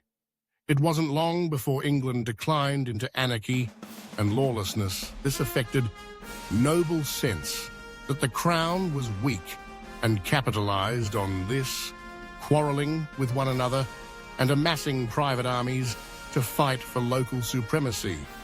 The king would intermittently resume control, but with each bout of madness that afflicted him, his grip on the realm weakened. To make matters worse, the 100 Years' War that had now been raging for 5 generations would sputter to its end under Henry's watch. England had seen many successes in victories during its time, but by its conclusion, Henry had lost all of his father's lands in France, retaining only the port city of Calais, further adding to his image of a weak king with his kingdom fracturing around him. It wasn't long before England broke out into civil war again. One of the more powerful noble houses had been slowly amassing support, while Henry struggled to keep a grip on his sanity. House York, who claimed descendancy from Edward III, the Plantagenet king, who ruled before Henry Bolingbroke took the throne by force less than 100 years ago, was preparing to make its move on the English throne. In 1460, tensions finally erupted, and the War of the Roses had begun, so named for the Red Rose of Lancaster and the White Rose of York. The Yorkist rebels scoured a quick and early victory at the Battle of Northampton on July the 10th, 1460, capturing King Henry and making him a Yorkist prisoner. The Queen, however, was able to escape travelling through Wales and into Scotland, where she sought refuge in the court of the Scottish Queen Regent, Mary of Guelders. After amassing an army of her own, she marched back into England, seeking to rescue her imprisoned husband. After defeating the Yorkist army at the Battle of Wakefield, she marched her army south to St. Albans, where the king was being held there. she engaged with the Earl of Warwick, defeating him and freeing the king from captivity. Henry's mental state at this time was so fractured that reports state that the king laughed and sang. As the battle raged around him, the Lancastrian victories were short-lived.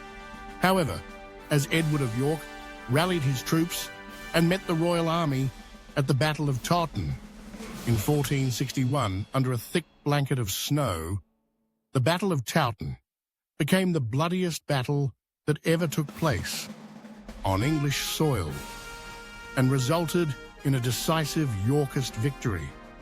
Edward deposed Henry VI from the throne and hastily crowned himself King of England despite this, though the war would continue as Henry fled the battle and became a fugitive. In his own kingdom, Henry VI was eventually betrayed by a Black Monk of Addington and captured by Yorkist forces. The new King Edward decided to spare the Mad King's life, instead putting him in the Tower of London. Edward of York was crowned Edward IV on June 28, 1461, following his victories against the Lancastrian army as a usurper. The new king desperately needed parliamentary support to back his claim, but many of the lords in England still supported the old King Henry and chose to stay neutral during the conflict. This forced Edward to rely heavily on a small group of noblemen, mainly Richard Neville, Earl of Warwick. This over-reliance would directly lead the king, Edward IV, losing his grip on the English crown. Warwick had advised the king to marry either Anne of France or Bona of Savoy to strengthen England's ties with France and effectively outmaneuver the Duchy of Burgundy, which had been growing in power and influence in Europe over the last decade. Edward, however, had other ideas. He married Elizabeth Woodwell, a woman of considerably lower social class than the king, and a widow, but someone who historians claim was enchanting. Nonetheless, this enraged Warwick, who began to seek allies elsewhere. In 1467, King Edward dealt Warwick another humiliating blow, dismissing his brother from his position as Lord Chancellor. By now, though, Warwick had amassed enough support to challenge the unpopular king. He travelled to London with an army and intended to remove the evil councillors that had taken hold of the English government. With the king preoccupied in the north, Neville's army was easily able to defeat the royal troops at Edgecote Moor in 1469. The king's father-in-law, Richard Woodville, alongside his youngest son, Richard, were captured and executed at Kenilworth. However, it quickly became apparent that Warwick had little support in the capital, and Edward, who had been captured and imprisoned at Middleham Castle, was released and allowed to resume the throne. What followed was a period of tense stability.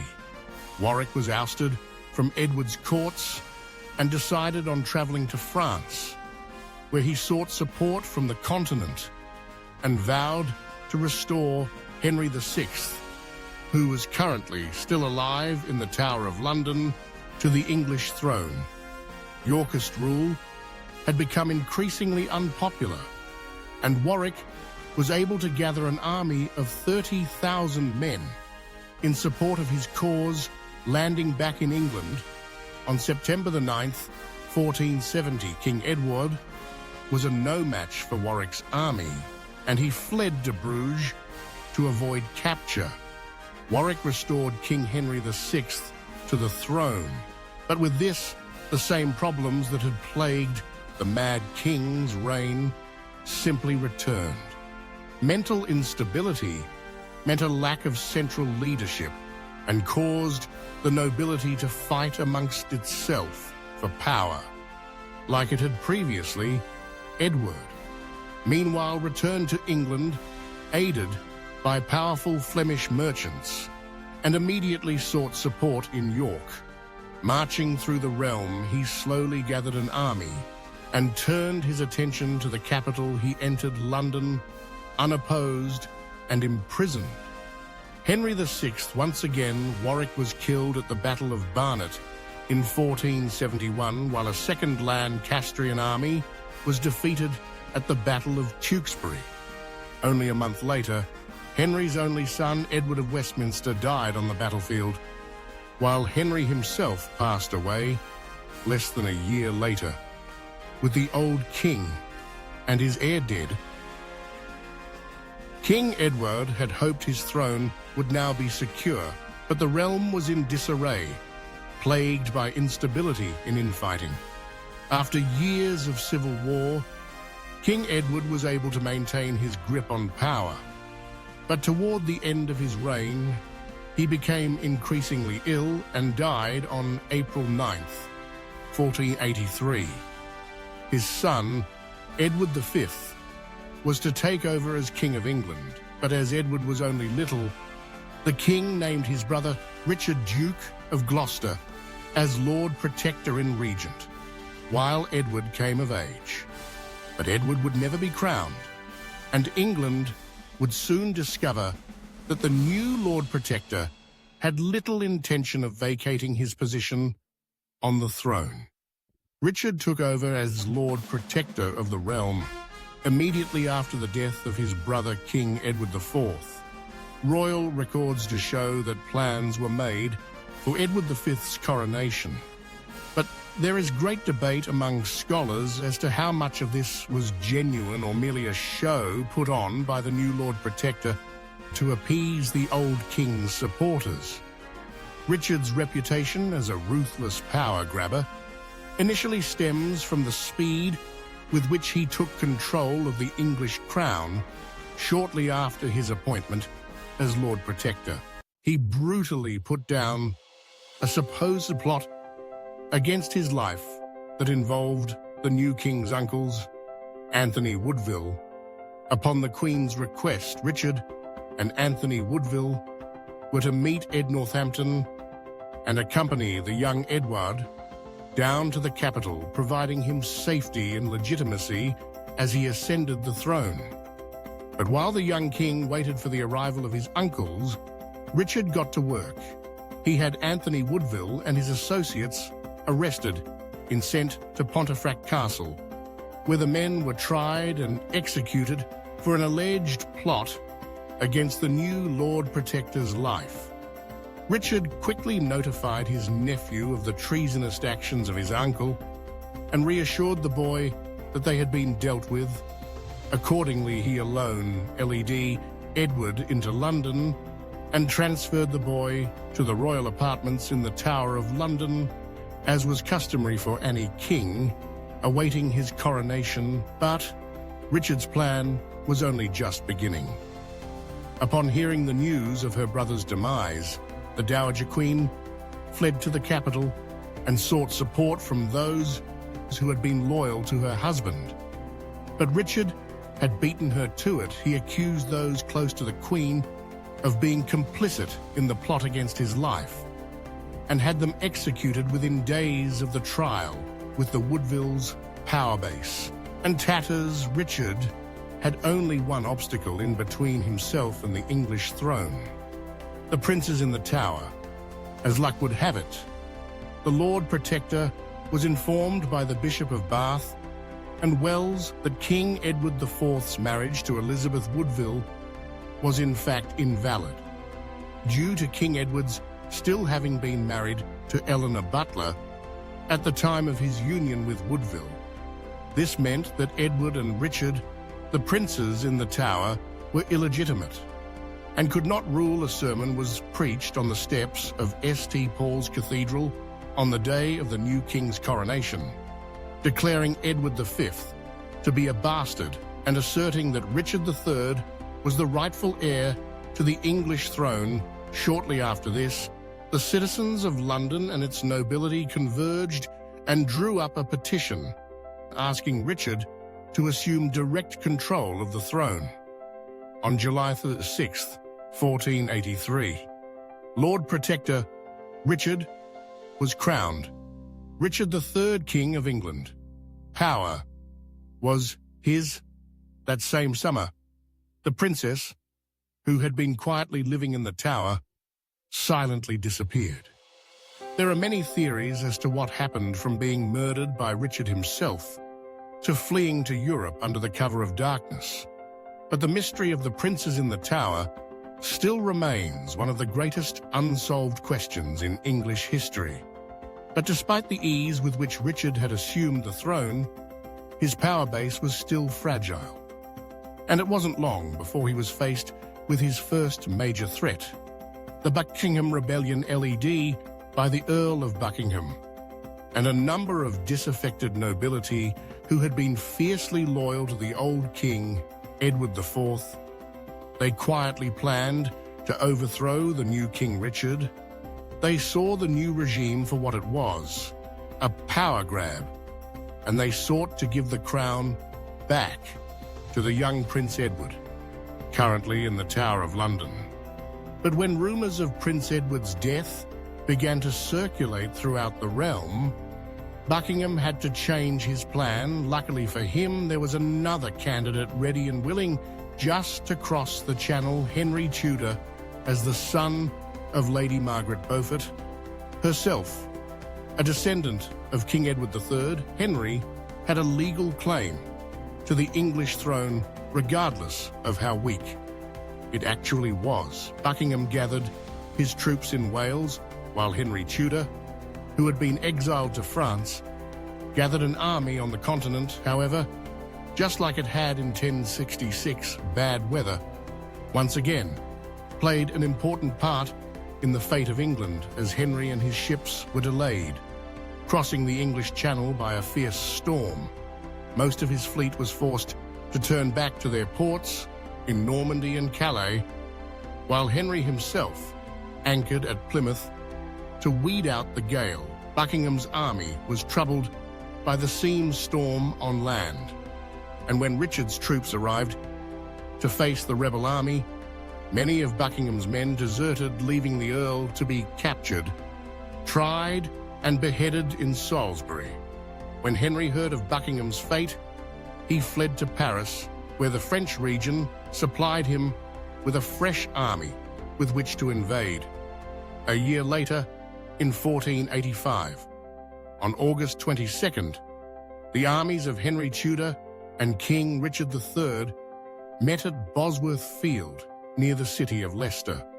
Accounts of the battle claim that the king's forces heavily outnumbered that of the Tudor rebel. But as Richard was about to discover who he had with him, was about to become far more important than how many he had with him. King Richard divided his army into three main units. One section would be led by the Duke of Norfolk, the other by the Earl of Northumberland, while Richard himself would take control of the bulk of the army. The battle began with King Richard attacking Henry Tudor's forces. Head-on, the melee was brutal and fierce. Hand-to-hand combat broke out. But Henry's army was well-drilled and led by the Earl of Oxford, an incredibly competent military strategist. Despite a numerical disadvantage, the Earl was able to inflict serious casualties on the royal army, causing some of the Duke of Norfolk's troops to flee the battle. It was at this moment that Richard turned to Northumberland and signalled for the Earl to reinforce his lines, but Northumberland refused. Meanwhile, on a hill overlooking the battle, Sir William Stanley, son of the Earl of Stanley, had arrived with his army. He had been loyal to Richard in the Yorkist regime since the start of the War of Roses 30 years ago.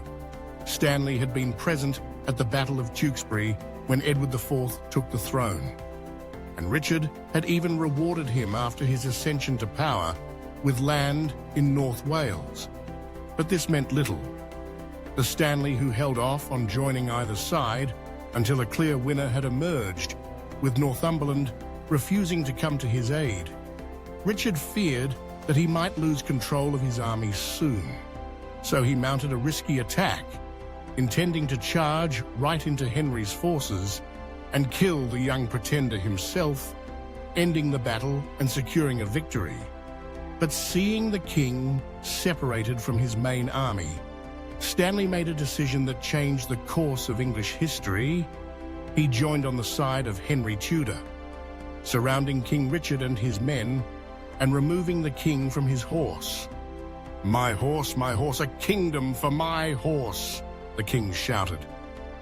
As he fought bravely, surrounded by swarms of his enemies, King Richard reportedly came within a sword's length of Henry Tudor.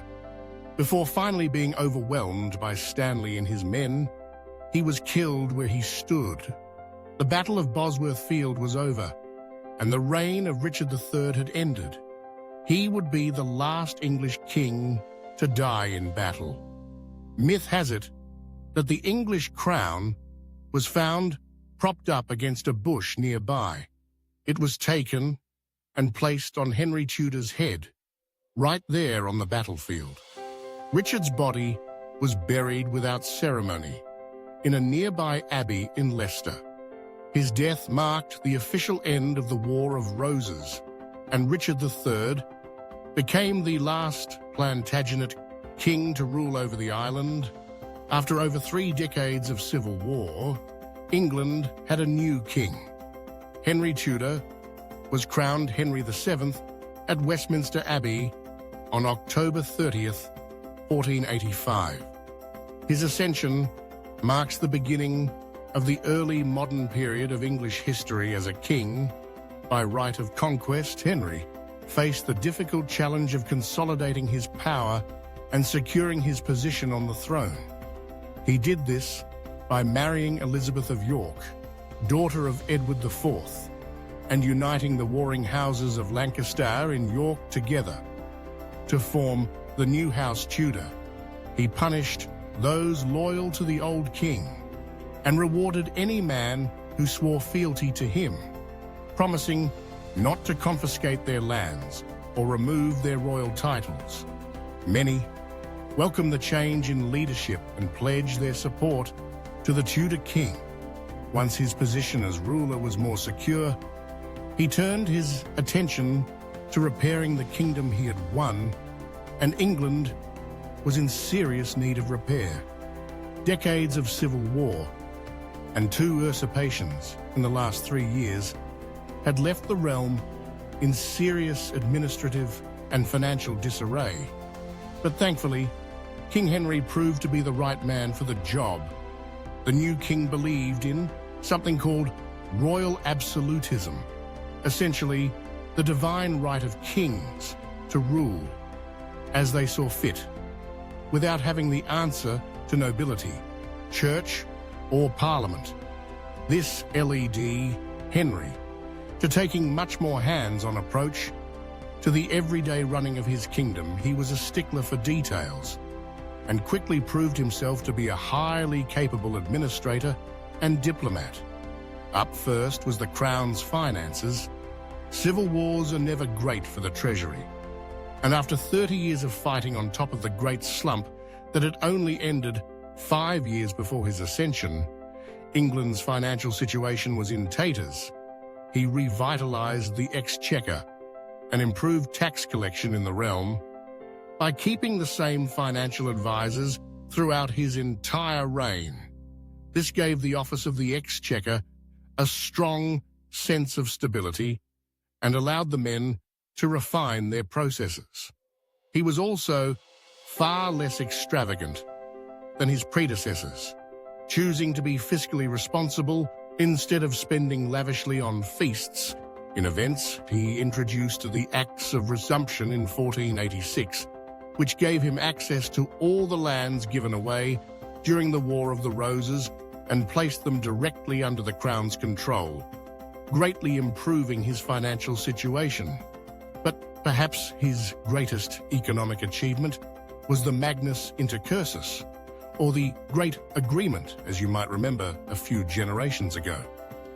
England ID switched from majority crop farming to sheep tending.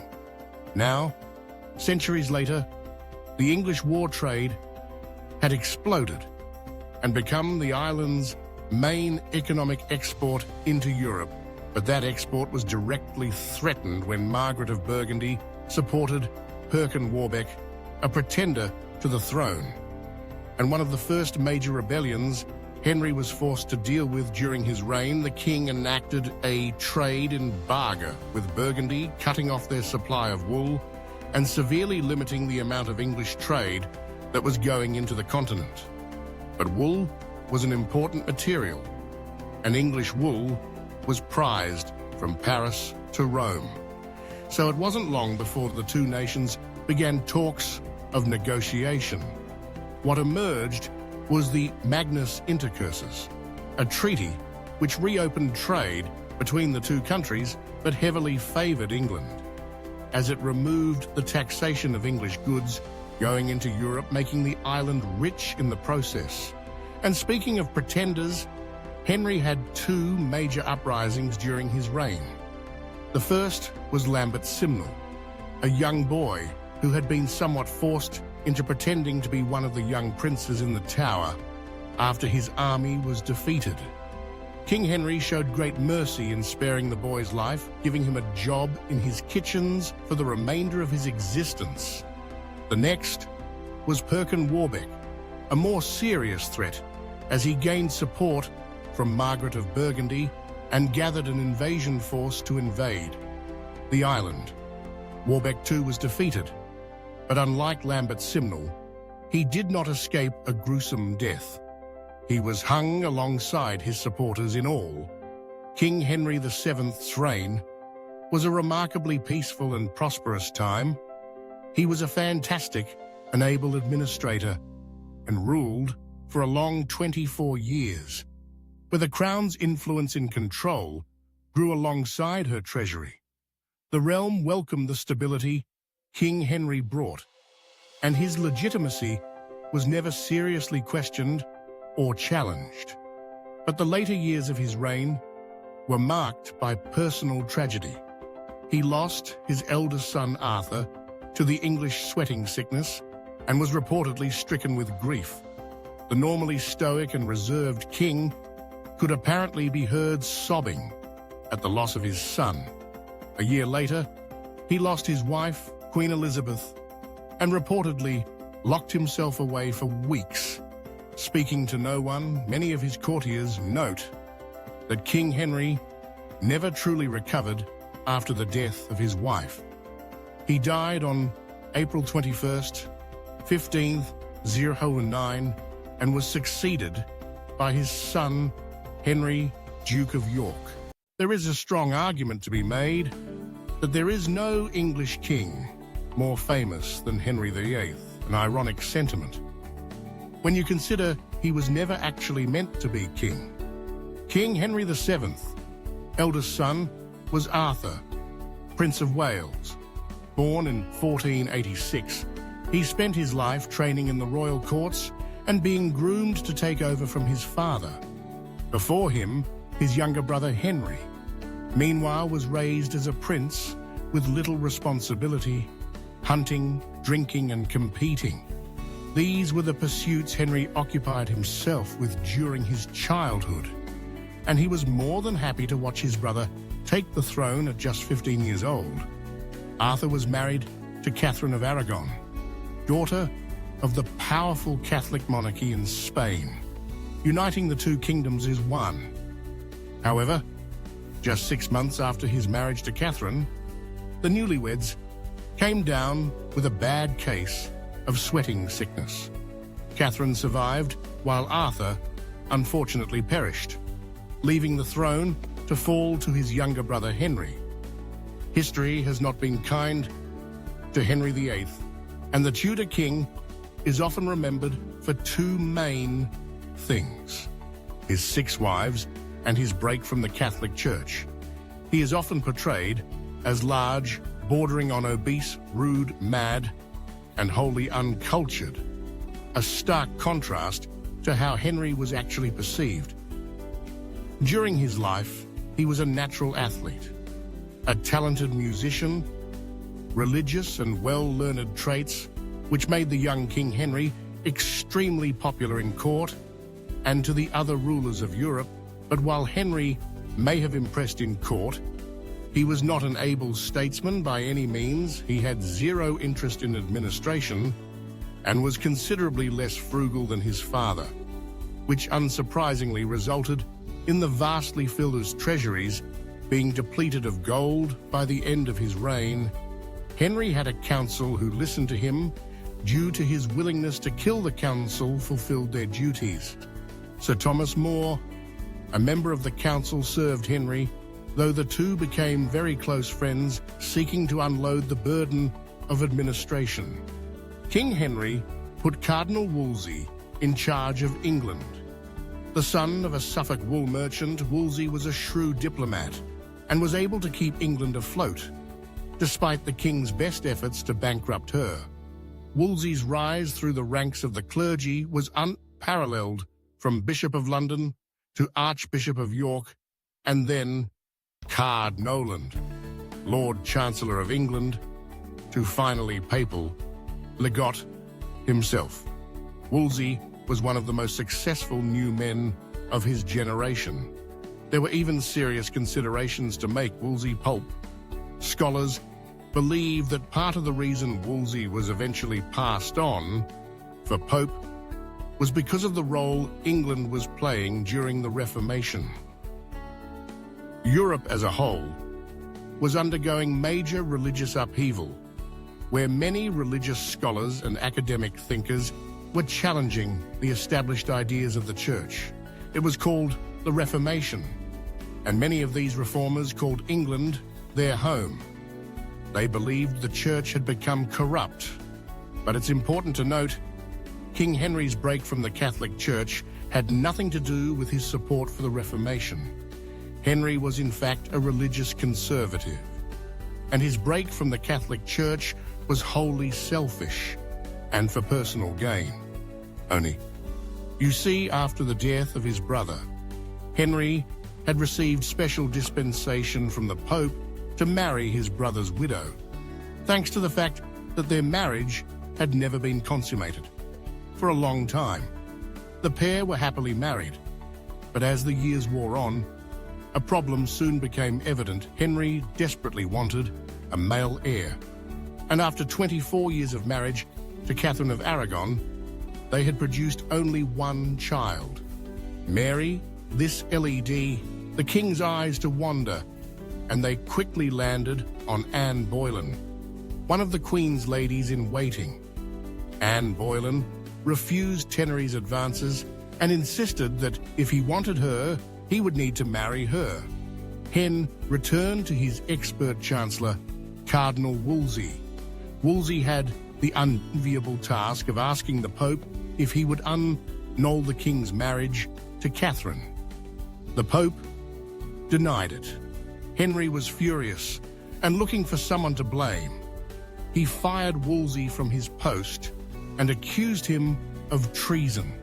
Wolsey was saved from a long and humiliating trial.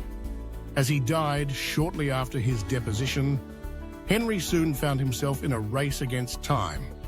Anne had fallen pregnant, and the king was certain she was carrying a boy, as he was still married to Catherine. Any child born from another woman would be illegitimate and unable to succeed him as heir. Knowing the Pope was unsympathetic to his cause, he turned to Parliament, forcing them to declare his first marriage void. He married Anne in secret, and their child was born soon after, to Henry's dismay. However, it was a girl, the future Elizabeth. The first, Henry's actions greatly angered not just the clergy but the Spanish Kingdom of Aragon, sparking a conflict that would come to have serious consequences on England in the coming decades, as his relationship with the Pope had soured. Henry decided to take matters into his own hands. In 1534, the Acts of Supremacy was passed, making Henry not the Pope head of the Church of England. But how was Henry able to pull this off? Rome had had been the head of the English Church since the time of the great Anglo-Saxon kingdoms. Put simply, the Reformation, the Church had incurred a tremendous amount of bad feeling from everyone in England, with church officials being seen as wealthy, corrupt, and removed from the ordinary man. With Henry now at the head of the Church of England, he was free to do as he pleased. Those who disagreed would be killed. Henry asserted the greatest power when he had Thomas More beheaded for refusing to take the oath of succession. It didn't matter who you were. Henry would punish Henry VIII, deeply regretted the killing. It was his one life. Regret, after Anne Boleyn failed to provide Henry with the male heir he wanted. Henry believed she was having an affair with her brother. He had both of them charged with treason and beheaded. He married Jane Seymour next, a woman of considerably lower education than his previous two marriages, but someone he was deeply fond of. She was successful in giving Henry a male heir, Edward. But the boy was sickly, and there were serious doubts about his ability to make it into adulthood. So Henry kept trying. Jean Seymour died of postnatal complications a few weeks after the birth of Edward, and the heartbroken king mourned her loss heavily in 1540. However, he was persuaded to marry Anne of Cleves. But Anne wasn't exactly what you'd call a looker. Their bond lasted only a year before Henry had that marriage in Knoll, too. That same year, he married the 19-year-old Catherine Howard, cousin of the late Anne Boleyn. She, too, was beheaded. His final wife, Catherine Parr, had the luxury of being widowed by the 55-year-old Henry, who died in 1547. He was buried at St. George's Chapel at Windsor Castle, beside the remains of his third wife, Jane Seymour. His reign had been described as one of the most important in English history. Henry VIII died, believing he had achieved what he'd wanted all along, a male heir on the English throne. But AZ will soon find out his actions were about to plunge England into a period of instability and destruction that would lead to the death of all but one of his children crowned. On February 20th, 1547, Edward was just 9 when he came to the throne, and thus saw his kingdom ruled by a regency council led by his uncle Edward Seymour, the youngest of Henry's 3 children. Edward was the first English king raised completely Protestant, and his reign was marked by major economic and religious upheaval. The farmer was very much a gift from his father, Henry VIII, whose spent and squandered the vast wealth of the crown through excessive flamboyance and mismanagement. Things were not helped by a costly and ineffective war. Edward VI waged against Scotland, which ended in peace in exchange for the withdrawal of troops from Scottish territory and northern France. But perhaps most impactful was the immense religious change England soon found itself under. While Henry had broken away from the Catholic Church, he still remained fervently Catholic, and doctrine upholding its traditions and practices throughout the realm. But King Edward, meanwhile, was raised a total Protestant, and under the regency of the Lord Protector, Seymour Vast, in sweeping religious reforms were passed in England. Steeples of the Catholic Church, like Mass and clerical celibacy, were abolished, and Seymour passed the Acts of Uniformity, which forced all people in the realm to attend worship on Sunday. While a little tyrannical, it did introduce the concept of Sunday as a mandatory day off for the English peasantry. But while the regents ruled in his place, King Edward VI struggled with his health. He was feeble, ghostly pale, and constantly sickly. In 1553, Edward fell ill and died.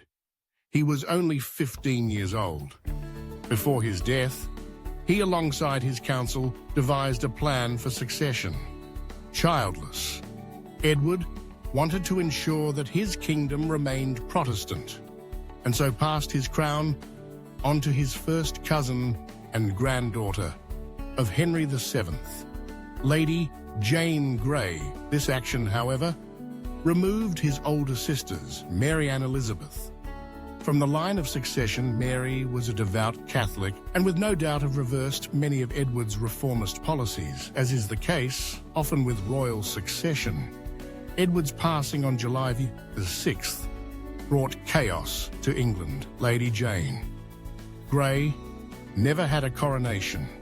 She struggled to gain support outside the royal courts, and after just 9 days on the throne, she was removed by Mary, the first Henry's eldest daughter, from his first marriage to Catherine of Aragon. Amassing an army in East Anglia, Mary marched on London, interposed Jane, beheading her for treason and taking the English throne as her own, excluding the contested reigns of Lady Jane Grey and Empress Matilda Queen. Mary was the first Queen Regent of England. But while Mary was able to wrestle control of the crown back from her Protestant cousin, England's foothold on Calais would finally be lost, ending centuries of English presence on the continent of Europe. For now, England was once again just an island. Edward's fear that his half-sister would try to undo most, if not all, of his religious reforms was confirmed shortly after she came to power. As a devout Catholic, Mary disliked Protestantism, seeing it as one of the vehicles that led to her mother's humiliation and her own disownment. During her reign, Protestants were severely repressed, and many were burnt at the stake as heretics, earning the Queen a new name, Bloody Mary. But conflict with the Protestants wasn't enough for Mary, as she soon became diametrically opposed with her own Parliament. It was Parliament to stop many of Mary's counter-reforms against Protestantism from becoming law, something she was greatly angered by. She entered into an extremely unpopular marriage with Philip of Spain, himself a devout Catholic, but was blocked by Parliament for making him co-ruler of England, essentially barring him from taking over the throne should Mary die. Before him, the pair never had any children, and in 1558, Queen Mary I fell gravely ill. It was obvious that she would soon die, as Parliament blocked Philip from inheriting the English throne. The crown was to be passed on to Mary's younger sister, and the last person on earth who thought she would inherit the English crown, Elizabeth. The pendulum swing of religious reformation that had gripped England since the reign of Henry VIII once again shifted towards the side of Protestantism with the ascension of Elizabeth. As ruler, she was crowned Queen Elizabeth I on November 17th, 1558. Unlike her siblings before her, Elizabeth possessed a keen eye for diplomacy and a shrewd political mind. She knew that to remain in power, she would need both the support of Parliament and the religious bodies of England. Under Queen Elizabeth, the Church of England as we know it today was officially established in 1563. It based its dogma on the Protestant belief system, but the liturgy rites in organization were very much still Catholic in form, appeasing both sides and somewhat calming the volatile Reformation. For now, however, religion still posed a great threat to the new queen, as she soon faced a Catholic uprising from the North LED by her cousin Mary, Queen of Scots. As the granddaughter of Henry VII, Mary made a claim to the English throne, actions which many of the Catholics in England wholeheartedly supported. Queen Elizabeth felt threatened by Mary and her growing power base, but was initially reluctant to take direct action against her. She settled for imprisoning Mary in the Tower of London, but during her imprisonment, it was discovered that she was in irregular correspondence with many of the Queen's enemies. Elizabeth had no choice. Mary, Queen of Scots, was executed for treason in 1587 soon. However, her attention would be turned away from domestic matters and onto more international threats. England's relationship with Spain had slowly been souring since the reign of her father, angered by the treatment of Catherine of Aragon, and further angered by the treatment of Mary's husband, Philip of Spain. Relations between the two European superpowers was at an all-time low. Spain was still firmly Catholic. Meanwhile, England spearheaded the new Protestant Reformation that was sweeping over Europe, but the catalyst, which finally ignited war between the two nations, was the New World discovered by Christopher Columbus in 1492. The Spanish crown had been made rich thanks to the influx of new materials in minerals from its territories in the New World, as England's own empirical ambitions had yet to fully begin. They resorted to piracy. English sailors would raid Spanish frigates, traveling across the Atlantic, stealing their wealth and bringing it back to England publicly. Elizabeth denounced those pirates, but in private, she supported and even praised them for their actions, knighting prominent privateers, as they were called, like Sir Francis Drake and Sir John Hawkins. By 1588, Spain had had enough. They amassed a large fleet of ships with the intention of invading England. Dubbed the Spanish Armada, it left Lisbon with over 150 ships in 18,000 men at their control. At the time, it was the largest fleet ever seen in Europe and was widely considered to be invincible. It easily outnumbered and outgunned the English fleet. And with news of its departure, fear set in at Westminster. The Armada was sighted off the coast of Plymouth, where English commander Sir Francis Drake was enjoying a calm game of bulls. Legend has it that Drake insisted on finishing his game before meeting his enemy in battle. The English ships sailed out to meet the Armada, and light skirmishes began off the Cornish coast. English used its smaller and faster ships to outmaneuver the large and bulky Spanish fleet, inflicting some early damage on the invading navy, following the Armada up into the Channel.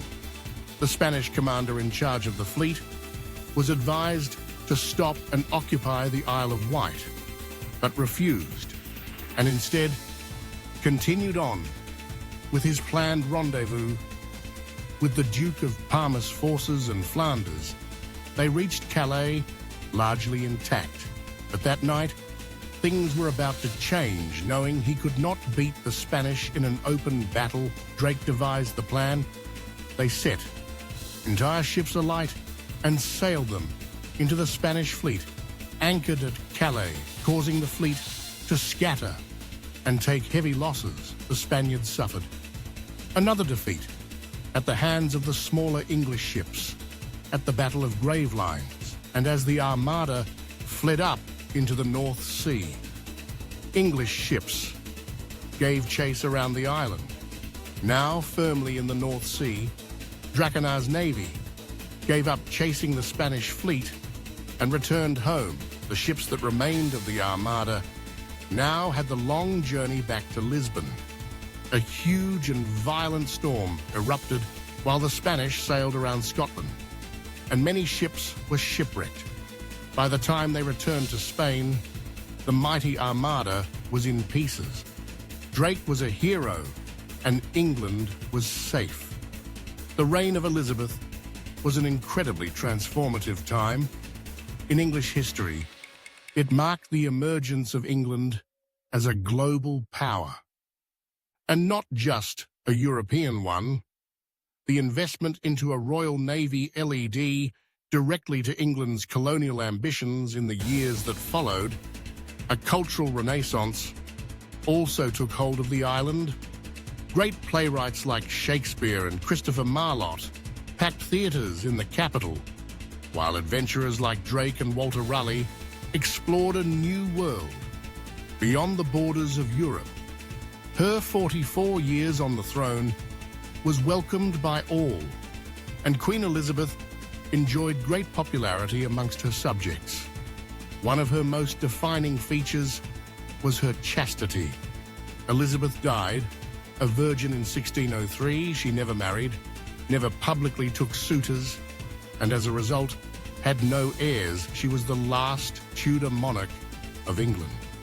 The issue of succession loomed large in Elizabeth's later years, but before she died, an agreement had been reached that the throne would pass on to her cousin James VI of Scotland, son of Mary, Queen of Scots. This unified England and Scotland peacefully under one banner for the first time in its history, and laid the foundation for the Kingdom of Great Britain that was about to take its place as a superpower. On the world stage on March 24th, 1603, James VI of Scotland was crowned James I, King of England. It's worth noting that while James was ruler of both England and Scotland, the two kingdoms were not a unified entity. They still had separate parliaments, their own laws and individual judiciaries. King James was just a shared head of state, but it was the first step towards the unification of the island of Great Britain, and King James spent most of his rule fighting to unify the two administrative bodies.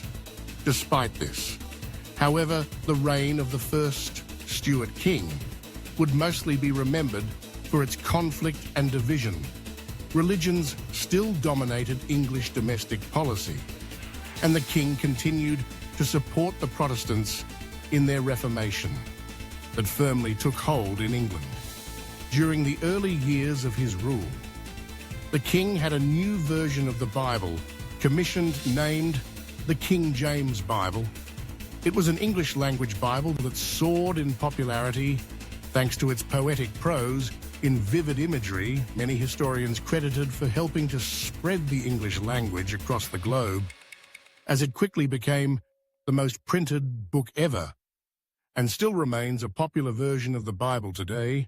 In 1604, he expelled all Catholic priests from the island, a move that would spark an explosive reaction from the increasingly radical Catholic minority, which still called England their home. One wedding, dark evening in Northamptonshire.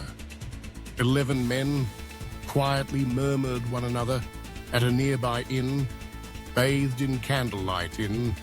Gripped by religious fervour, they devised the plan to put an end to the Protestant Reformation and its supporters. They would take 36 barrels of gunpowder into the cellars of the newly constructed Houses of Parliament and ignite them on the day the building was to open, killing the king and his council in a banging of smoke, in fire.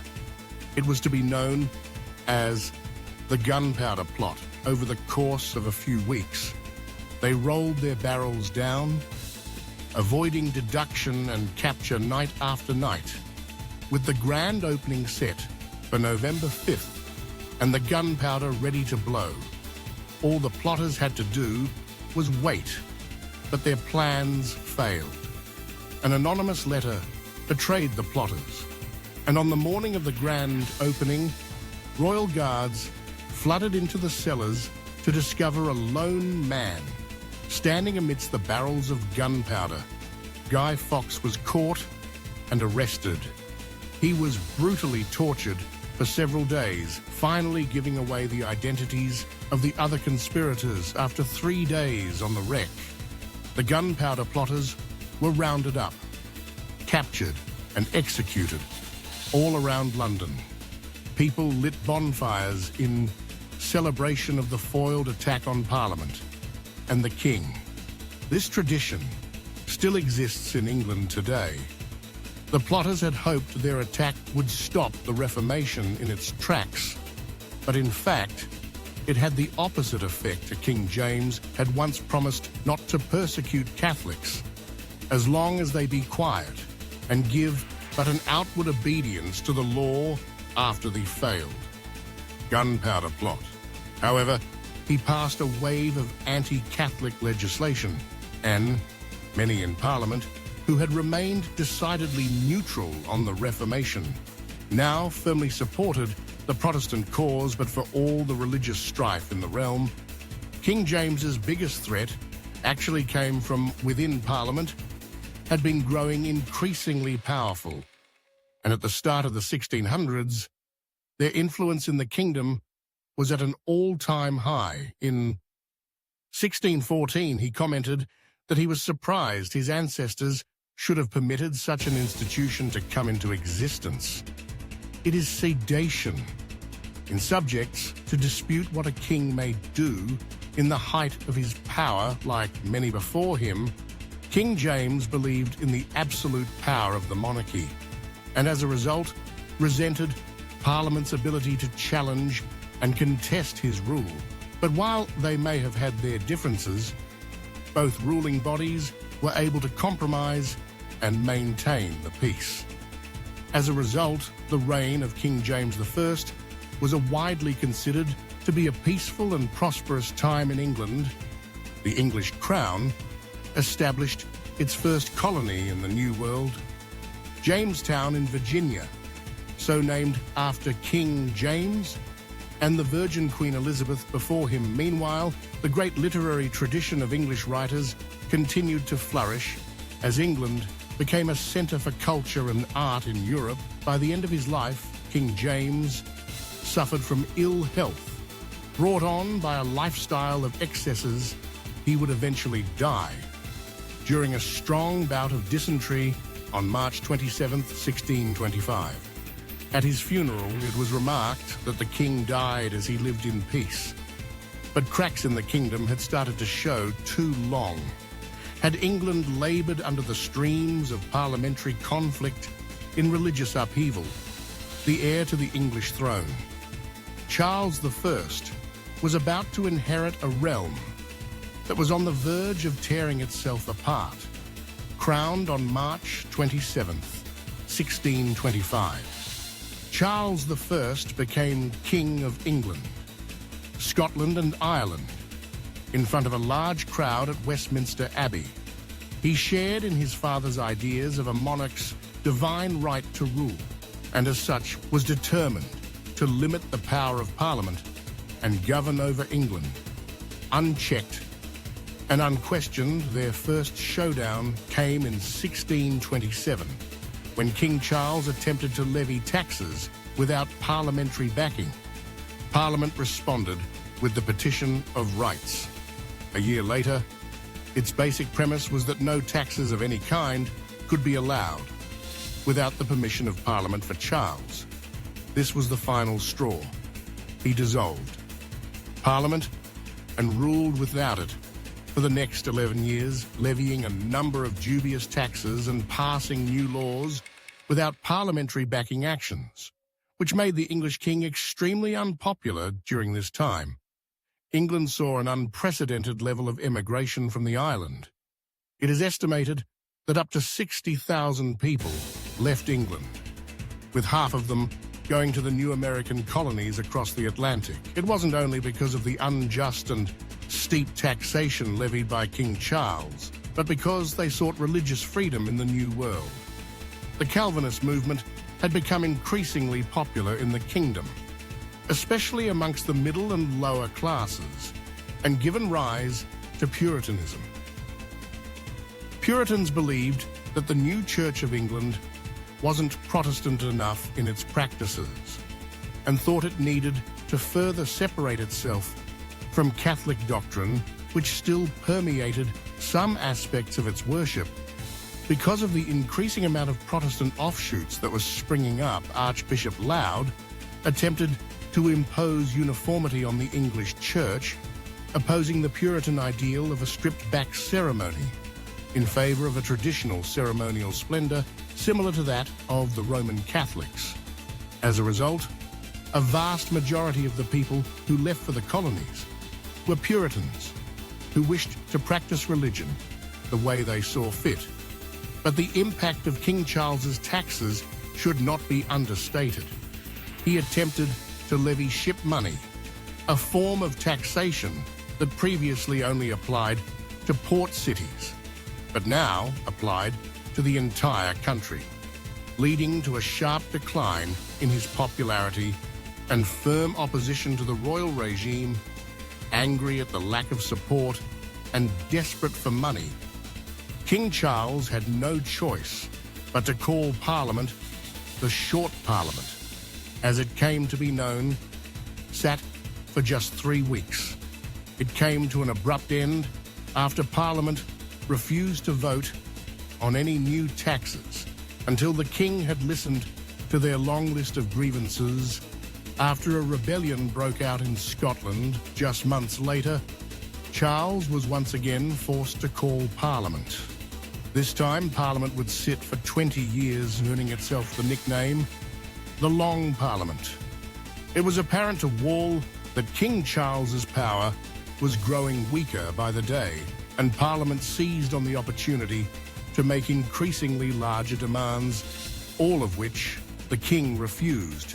The fractured, intense relationship between the King and his Parliament that had been festering since the reign of King James I finally caved in. Fighting broke out in 1642, marking the beginning of the English Civil War. It was a conflict that was largely split up along class lines.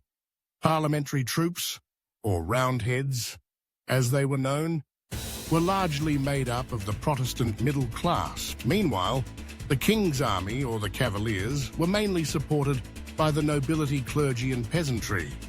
The war began as a series of indecisive skirmishes across the region. It was during this time that a parliamentary general from East Anglia began to make a name for himself. In the Roundhead army, Oliver Cromwell rose to prominence by organising the irregular parliamentary troops and transforming them into a disciplined, new model army, capable of taking on the king. But while conflict raged for the fate of the kingdom, life, for most during the Civil War, went on as usual. Few were involved, and even fewer knew about the fighting in 1644. A farmer at Marsden Moor was told to leave because the armies of Parliament and the armies of the King were preparing to fight on his land. He responded by saying, "What has them two fallen out?" Then the farmer was probably equally unaware that the farmland he tilled at Marsden Moor was to be a turning point in the war. King Charles's army was decisively beaten by Cromwell and his men, earning Parliament the first major victory of the conflict, and gave them direct control over the north of England. A year later, the King and his army was once again defeated at the Battle of Naseby. Losing control of the south of England as well, the English Civil War was over. Parliament had won. Marching back into London, they sought peace with the King during the conflict. However, the parliamentary cause became increasingly radicalised and extreme in their Protestant beliefs. Archbishop Laud, who had pushed back many of the Calvinist reforms, was executed in 1645, and many within Parliament called for the execution of the King as the only way to prevent the nation falling into anarchy again. In 1649, King Charles was brought to trial in Westminster. The King was unyielding and stubbornly stuck to his absolutist beliefs. refusing every one of Parliament's calls for reform. The radical core had had enough, charged with treason by a Parliament whose authority he refused to acknowledge. King Charles I was executed in Whitehall on January 30th, 1649. For the first time since the Roman Republic, England was ruled in its entirety by a council of representative officials and not a divine ruler. England had become a commonwealth. The king's execution was actually delayed by several hours so that the House of Commons could pass an emergency bill that declared itself the source of all just power in the realm. The reality of the situation was very different. Almost all power was in the hands of one man, Oliver Cromwell. He'd proven himself a highly capable military leader and retained control of the parliamentary army, even after the war had ended. King Charles's son, Charles II, landed in Scotland shortly after his father's death and attempted to invade England through the north. Cromwell defeated his army at Worcester in 1650, and Charles was forced to flee to France. Back in London, Parliament was struggling to agree on how the realm should be governed. Cromwell, growing tired of the unending debates, dissolved the Rump Parliament with the use of his armed forces. In 1653, he established the Protectorate, an executive council that would directly rule over England, just like the king had. Before, you can probably guess who he installed as its leader, a king in all but name.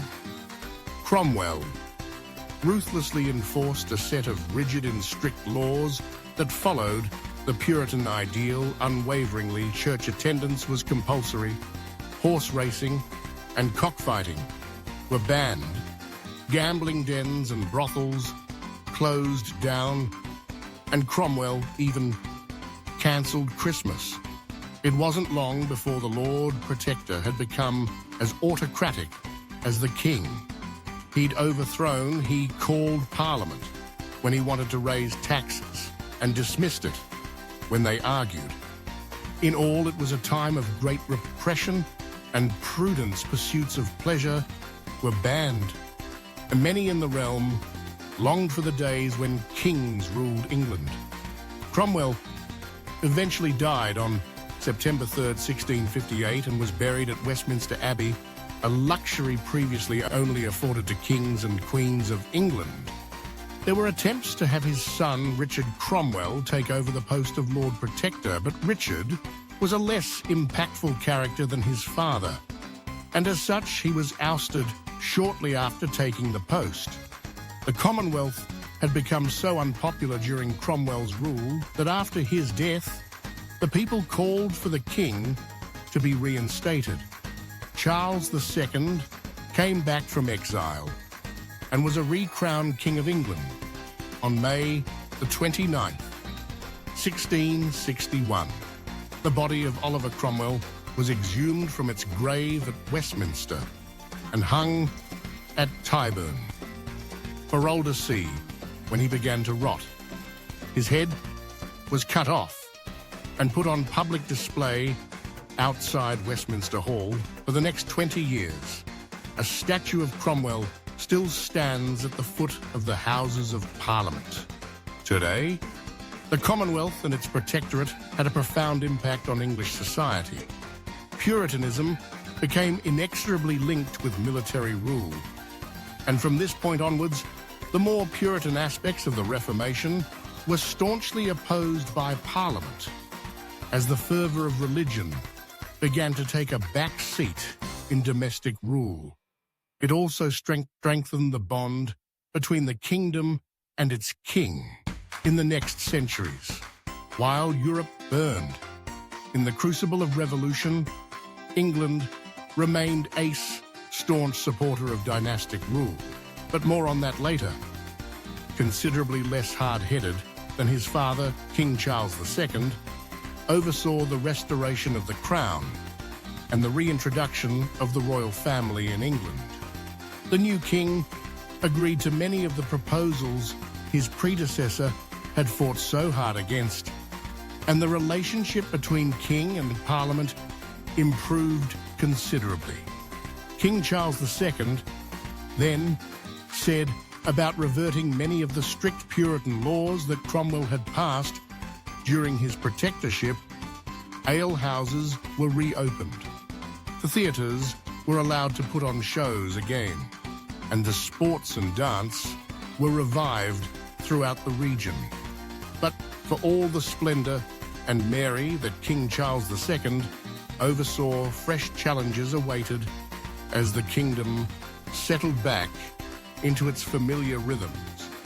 The English Navy was at an all-time low, having just lost the Second Anglo-Dutch War that saw the Netherlands retain their position as the dominant European trader on the high seas back at home. The Great Plague Edge struck London, killing an estimated 70,000 people and decimating the already dwindling English population. The following year, the Great Fire of London burned through the capital, leaving as much as 450 acres of London real estate, an ash in soot. While the fire killed many and destroyed the livelihoods of thousands of Londoners, it did bring about the end of the Great Plague, as all the infected rats burned in the inferno. Moreover, it gave the king a chance to rebuild parts of the old, run-down an ancient city. Houses were rebuilt with high-quality materials. Civil planning was introduced, widening streets and making the capital feel less cramped. The old St. Paul's Cathedral also needed to be rebuilt, giving us the stunning architectural masterpiece we still have today. Huge changes in government were also beginning to take shape during the reign of King Charles II. There was a move to the cabinet style of government. England still uses today. Political parties were formed that became the forerunners to the Tories and Whigs. England was modernising at a rapid rate, spurred on by the new king in the restoration of the monarchy.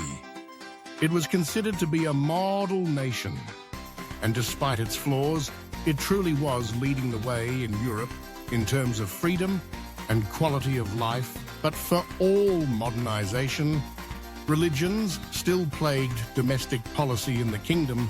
There was an apparent plot to kill the king and establish Catholicism in England, once again known as the Popish Plot of 1678. It highlighted how Catholics in the realms still severely opposed the Reformation, its ideals, and the king's perceived role in all this. As a result of the plot, anti-Catholic sentiment soared, and Catholics were banned from Parliament for the first time in the nation's history. Despite this, though King Charles was considerably more popular than his father before him, and was considered something of a modern man, he was affable, friendly, and reportedly very easygoing. His court quickly developed a reputation for being morally lax, and the king was often criticised for being overly reserved. Especially in political matters, his marriage to Catherine of Braganza saw the pair produced no surviving heirs. But the king did recognise 12 illegitimate children to various mistresses. As a result, when King Charles II died on February the 6th, 1684, the throne had to be passed on to his brother, James. James was crowned James II of England. On the Dean de Evers brothers, passing in 1684, he was a staunch Catholic, and despite the growing anti-Catholic sentiment that defined England during this time, he was accepted as king. But while Parliament may have been accepting of his personal Catholic persuasion, they were far less tolerant of any supporting legislation. King James tried unsuccessfully to enact a number of pro-Catholic policies in the realm, This quickly turned the two political parties that had formed, the Whigs and Tories, against him, and the king grew increasingly more isolated. But by the day, in 1685, one of Charles's illegitimate sons, the Duke of Monmouth, landed in Somerset and launched a rebellion against his uncle, supported by local farmers and labourers in the region. The Pitchfork Rebellion was a short-lived affair that ended with the Battle of Sedgemoor, the last battle on English soil, and culminated in the Bloody Assizes, a series of brutal trials that punished all those who had supported the rebellion LED. By the infamous Judge Jeffreys, hundreds of men were condemned to their death, and the king's popularity in the realm plummeted. To make matters worse, King James had recently had a son and short up his line of succession with a Catholic heir. Parliament feared a new Catholic line of succession in England and acted quickly to stop this. They invited the firmly Protestant William and Mary of Orange from modern-day Holland to take over the English throne from King James II. Amassing an army, William LED, the Glorious Revolution in 1688, landing Brixham in deposing King James II, unopposed. The old king fled to France, where he was welcomed by Louis XIV and given a small court of his own, where he could live out the rest of his days in quiet and comfort. Now, it's important to note that William of Orange and his wife Mary of England were by no means usurpers of the English throne. Mary was actually King James's eldest daughter, while William was a descendant of Charles I. This legally meant William and Mary had as much claim to the throne as, say, James himself. But, bloodlines aside, what really made the pair such an attractive prospect was their firm belief in Protestantism. William of Orange was widely considered a champion of the faith, having led multiple wars against the powerful Catholic king, Louis XIV. On the continent, together with his wife Mary, they ruled over England together as co-regents. But in reality, King William spent a majority of his time in Europe fighting the 9 Years' War. This left Queen Mary II to rule over the realm alone.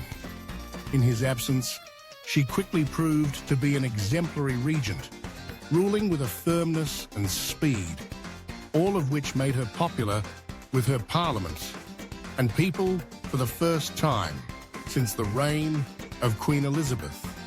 The two governing bodies that ruled over England enjoyed a period of considerable peace and cooperation. Parliament was able to pass new bills and levy taxes with little royal pushback, and in 1689 they passed the Bill of Rights, a landmark moment in English history that forever altered the power of the crown. It essentially banned all Catholics from being crowned King or Queen of England again, and also barred the region from interfering with political matters. Neither ruler opposed the new bill, and the power of the English monarch was diminished forever. Queen Mary died of smallpox in 1694, leaving King William alone to rule the English kingdom. Shortly after she passed, the king was notified of a Jacobite uprising in Scotland, and he led an army north to confront the rebels. The Jacobites were a group loyal to the deposed James II and wanted to assassinate King William and restore James to the English throne. You see, after the Glorious Revolution, Parliament argued that King James had forfeited the English throne by fleeing, leaving room for William to take it not by force, but by invitation. This set a precedent of contract between the king and their people, where any breach in this case, King's Dream, the sin the second fleeing the capital, could result in the legal deposition of the king at the hands of the people. Jacobites staunchly opposed this, believing that the king was chosen by God as a divine ruler and could not be removed, therefore making the post-1668 regime of King William illegitimate. The king swiftly crushed the Jacobite rebels, but their cause had not been defeated, and they would continue to threaten the crown for decades to come. But for now, King William, in the House of Stuarts, were secure, having had no children, and with the death of his nephew, Prince William, Duke of Gloucester, in 17, the issue of succession soon took over as the main threat to Stuart rule. Not wanting to give the Jacobites any room to maneuver, he decided to name Anne, Queen Mary's sister and daughter of James II, as the successor to the English throne on March 8, 1702. King William joined his wife in death after contracting pneumonia while he recovered from a broken collarbone he'd sustained. Falling off his horse, his reign had been incredibly stable, and he was a popular figure in the realm. Both with Parliament and the people, the stability he ushered was a welcome change, as the iron grip of religious tensions appeared to have relaxed somewhat, and was crowned shortly after his death, and inherited a peaceful, prosperous kingdom. Queen Anne was no stranger to the island, and had already been a notable figure during the reign of her sister and brother-in-law before her. When she came to power herself in 1702, she had long established herself within the English upper class and enjoyed popular support from powerful nobles and politicians alike. For the first part of her reign, Queen Anne was under the influence of Sarah, Duchess of Marlborough, and her husband, John Churchill. Eventually, though, Queen Anne and the Duchess fell out with one another, but not before the Churchills rose the prominence and power in the kingdom. John Churchill established himself as a premier naval captain who earned acclaim for his role in the Spanish War of Succession. The Churchills would continue to play a large role in English history for the coming generations, all culminating in their ancestor, Sir Winston Churchill, leading England through the Second World War. When we look back at the reign of Queen Anne, the most enduring and notable part of it is without a doubt the formation of the United Kingdom of Great Britain, while Ireland was subordinate to England and Wales had long been made a part of the Kingdom of England. Scotland was still its own sovereign state. Queen Anne sought to change that, expressing her desires to unite the two kingdoms as early as her coronation speech at Westminster Abbey in 177. She got her wish with the Act of the Union. The Kingdom of Scotland and the Kingdom of England unified to form one sovereign state. Great Britain, a new flag was adopted to symbolize the unity of the two realms, giving birth to the Union Jack. Now, unlike her Catholic father, James II, Anne had been raised Anglican, and as such, supported policies and policymakers who shared in her religious views. She famously favoured the Anglican majority Tory party in government, but faced increasing opposition from the Whigs, had grown in power since the War of the Spanish Succession. Things came to a head in 1710 when she dismissed many Whig politicians from Parliament for their hawkish behaviour and continued insistence on an English presence in a European war. But the conflict had its upsides. The English Navy had been revitalised and rebuilt since the early Stuart days, earning itself a fierce reputation on the high seas as one of the most formidable navies in the world.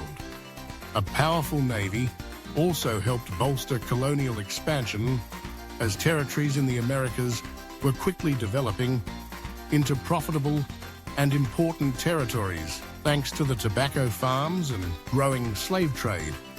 But while the kingdom flourished, Queen Anne privately suffered. She lost her husband, Prince George of Denmark, only a decade into her reign. And towards the end of her life, she suffered from severe ill health.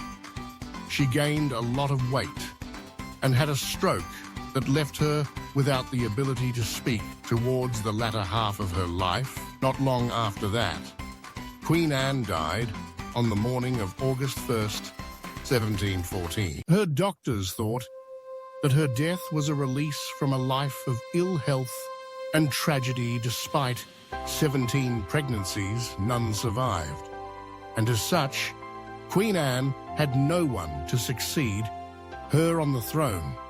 Because of the ban on Catholic monarchs, Anne needed to find a suitable Protestant successor. It was decided that her cousin, George I of the House of Hanover, would take over the British crown. Queen Anne was the last Stuart ruler of England. For the first time since William the Conqueror almost 700 years ago, England would again have a truly foreign king sitting on its throne. But while the realm welcomed their new Protestant ruler, who had served with distinction during the Spanish War of Succession, there was just one glaring issue. King George I was outrageously unsuited to rule over the Kingdom of Great Britain. He didn't speak a word of English. He was pedantic, decidedly slow when it came to decision-making, and showed a great disinterest in ruling over the kingdom as a result. He passed over the control and authority of the realm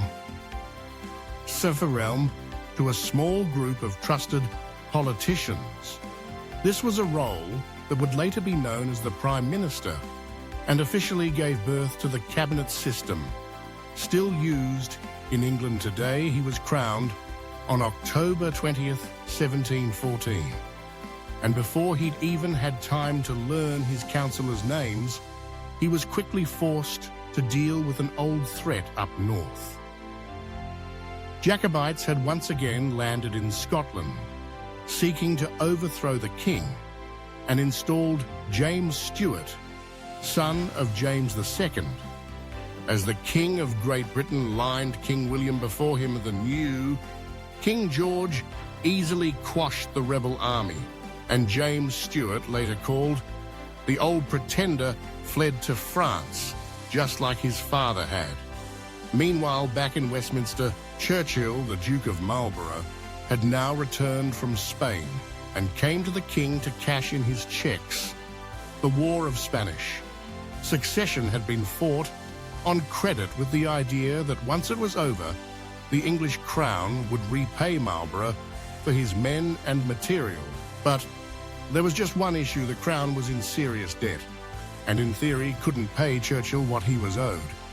King George was himself a big spender, and famously had a number of mistresses who abused the court's finances, racking up huge bills on luxury goods and fine dining. So King George I and his financial advisors came up with a plan. They created the South Sea Company, a shell company, little more than paper on son Clark's desk, that would assume the £31 million national debt and turn it into company stock to be sold off to investors. This would in theory allow the Crown to recoup their money and repay Churchill without bankrupting itself, but the stock was grossly overinflated, and inevitably it crashed, bankrupting investors and the government. All at once, Westminster was in disarray. Lord Stanhope, who was personally innocent of any wrongdoing, apparently collapsed and died after a stressful debate on the matter in the House of Lords. It was during this time that Robert Walpole rose to prominence. His expert management of the crisis and rescheduling of the debts allowed the kingdom to return to some financial stability and saved King George from disgrace for his actions. He was promoted and became England's first de facto Prime Minister in the aftermath of the crisis. The Bank of England took over in managing the Crown and government funds, a move which eventually led to England's economy becoming the best managed in the world over the next century. However, King George, who was already an unpopular figure, had become borderline despised as a result of the South Sea fiasco, and with the establishment of the office of Prime Minister Royal Power, was once again undermined forever. King George I died from a stroke while visiting his native Hanover in June 1727. He is the most recent English king to be buried outside of Great Britain. His son, George II, was to take over the throne. George followed in his father's footsteps as a firmly German-English king. He is the most recent king born outside of England and chose to spend the majority of his time as ruler abroad and Hanover, where he exercised considerably more control over the running of the realm. You see, almost all of the domestic running of Great Britain now fell into the hands of Parliament, and the new Prime Minister and King George II grew frustrated. At the lack of influence he had as a royal, he was able to exercise some control over matters of international policy and warfare. But those decisions were few and far between. One of these moments was the Third Jacobite Uprising, led by the young pretender, Bonnie Prince Charles, another son of the former James II. The Jacobite rebels amassed support in Scotland and marched south in English territory, hoping to depose the Hanoverian monarchy. Charles Stuart had hoped that upon his arrival in England, he would be flooded with popular support and easily overpower the unpopular Hanoverian king. But he was wrong. While his army was able to get as far south as Derby, they were plagued by indecisive leadership and failed to gather any support in the realm. Fearing a retaliation from the king, Charles Stuart retreated back to Scotland, where he prepared to face King George's troops at the Battle of Culloden in 1745. The final Jacobite stand would be slaughtered by William, Duke of Cumberland, on behalf of the British Crown. The fighting was brutal, and William gave his men orders to spare no one, not even the wounded. Charles escaped the slaughter, making his way back to France, where he lived out the last of his days, a drunkard. The Scottish nobles who had supported the Jacobites were mercilessly rounded up and executed. It was so brutal that Cumberland earned himself the nickname Butcher Cumberland for his actions north of the border. But the revolt had been quashed, and finally the Jacobite threat had been silenced forever. The uprisings give us a unique look into how life during King George's reign was perceived. Life was good, placid, and peaceful, and it was clear that there was no genuine animosity for the king as exhibited by the lack of popular support the uprisings garnered. While the king was by no means popular, there was little incentive to depose him. The everyday running of the realm was firmly in the hands of Parliament, and a new king was not likely to change that. And this domestic comfort was very much a side effect of Britain's growing international successes. The East India Treaty Company, that had been set up almost 100 years before, defeated a combined army of French and Indian troops on the Indian subcontinent, earning themselves a total monopoly in the region elsewhere. The 7 Years' War was raging, with fighting taking place as far away as the New World. In the first truly global conflict, Britain was ultimately victorious against the French, gaining new territories in Canada, Florida, Grenada, Senegal, and east of the Mississippi. Great Britain was beginning to emerge as the most dominant force, not just in Europe, but on the entire planet. King George II lived to be 77 years old, then the oldest ruler in the nation's history. But by the end of his life, he was completely deaf and blind in one eye, and as a result, spent much of his time bedbound and unwell. He died on October 25th, 1760, after collapsing near his closed stool, a precursor to the modern toilet, because his eldest son, Frederick, Prince of Wales, had died suddenly in 1751. Succession was passed under Frederick's son, George III. Despite England enjoying a period of remarkable growth and expansion abroad, opening new museums, in extinguishing long-standing threats, King George was remembered by his contemporaries as a buffoon. Ruled by wives and ministers, he was considered an inept ruler, and subsequent memoirs all painted an image of a king and gorged on pleasure and drink. But had they known who was to come next, the buffoon and his wife might not have been treated so harshly after all. There was no way to know that the reign of King George III was to be one of the most tumultuous and eventful in English history. Domestically, internationally, and personally, George III faced pressure in conflict at every turn. Crowned on September 22nd, 1761.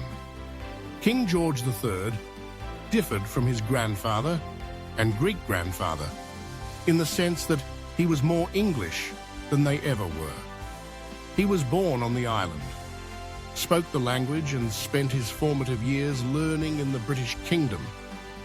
Those who hoped this would make him a more capable regent were quickly brought back to reality. King George III would frequently become afflicted with bouts of debilitating madness, rendering him incapable of ruling and sending Westminster into disarray. This earned the king the nickname Mad King George, and there were many attempts by Parliament to install his son, the Prince of Wales, to the throne. But every time they tried, King George would regain his senses and resume his rule before any permanent decisions had been made. His early rule was defined mainly by conflict, both at home and abroad. The American War of Independence was won by the colonists in 1783, severing the Americas from the British control forever and giving birth to the United States of America as an independent nation closer to home. King George was forced to deal with the Gordon riots of 1780, where a mob of protesters rioted against the specter of Catholic emancipation and left the city looted and burnt. After 3 days of violence, before that, in 1799, the United Irishmen rebelled on behalf of the Irish people and demanded Irish autonomy from Great Britain. They were easily defeated at Vinegar Hill, and 2 years later, Ireland was officially unified into the Kingdom of Great Britain, forming the United Kingdom that still stands today. But framing all this was the Napoleonic Wars. A Corsican general with a skill for warfare and lofty ambitions had quickly come to dominate Europe, plunging the continent into a state of perpetual warfare. Fighting was sporadic, and a number of coalitions were formed to try and defeat the pint-sized general British naval victories in the Nile and at Trafalgar earned the United Kingdom a reputation as the fiercest navy in the world. While the land war in Spain decisively pushed Napoleon out of the Iberian Peninsula, Britain was eventually victorious at Waterloo, marking the end of the Napoleonic Wars. In 1815, historians often cite this as the moment Britain became the most dominant power in the world under George III. The early Industrial Revolution also began as steam engines were introduced to the British workforce. Protests against these new machines were common and culminated in the Luddite protest, where farm workers broke into factories and smashed up the machinery for taking their jobs away from them. The rapid changes in the workforce, alongside the economic disaster that was the Napoleonic Wars, meant that social unrest in Britain was at an all-time high.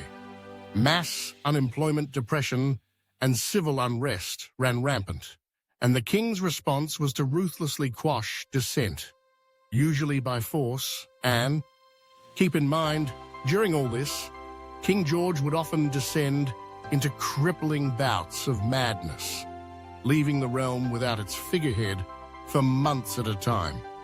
In 1810, Parliament had had enough.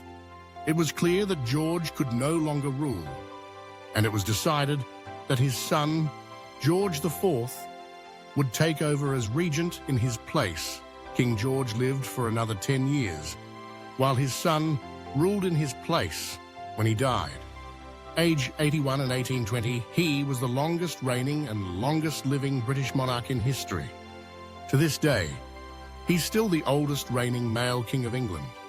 George, Prince of Wales, or PRNY, as he was known to those closest to him, had already been ruling over Britain as regent since 1810, but after the death of his father in 1820, he ascended to the throne as King George IV.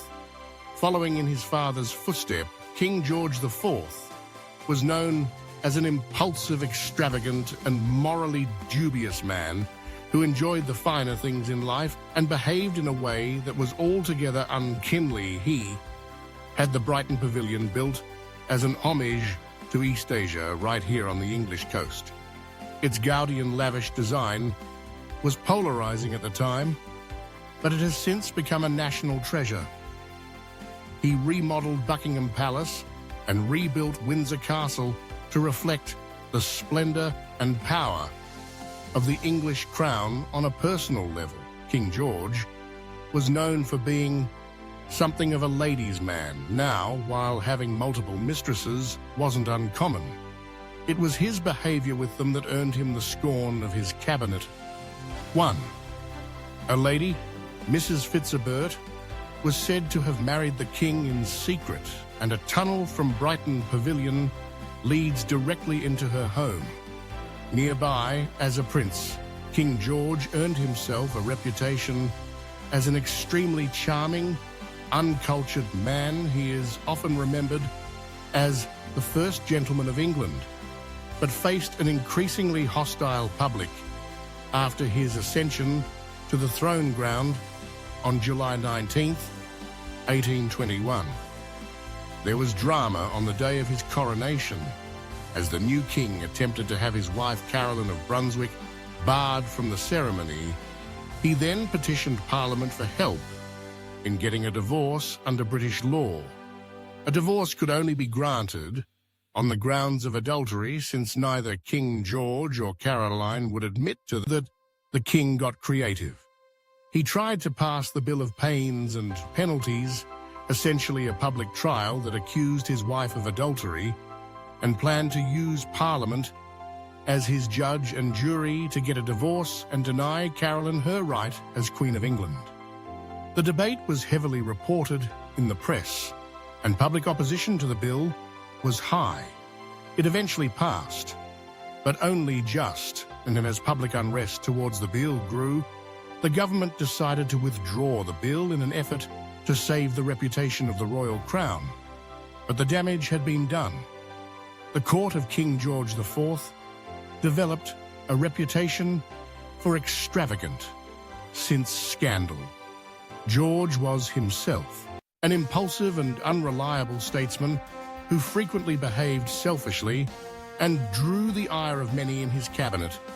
The king's power continued to diminish, and George was forced to accept Catholic emancipation, a reversal of many of the anti-Catholic legislation that had been passed since the reign of Henry VIII Despite being staunchly opposed to it, Catholics were once again given the right to vote, hold public office, and sit in Parliament. It was also during the reign of King George IV that the first regular police force in London was established by Robert Peel.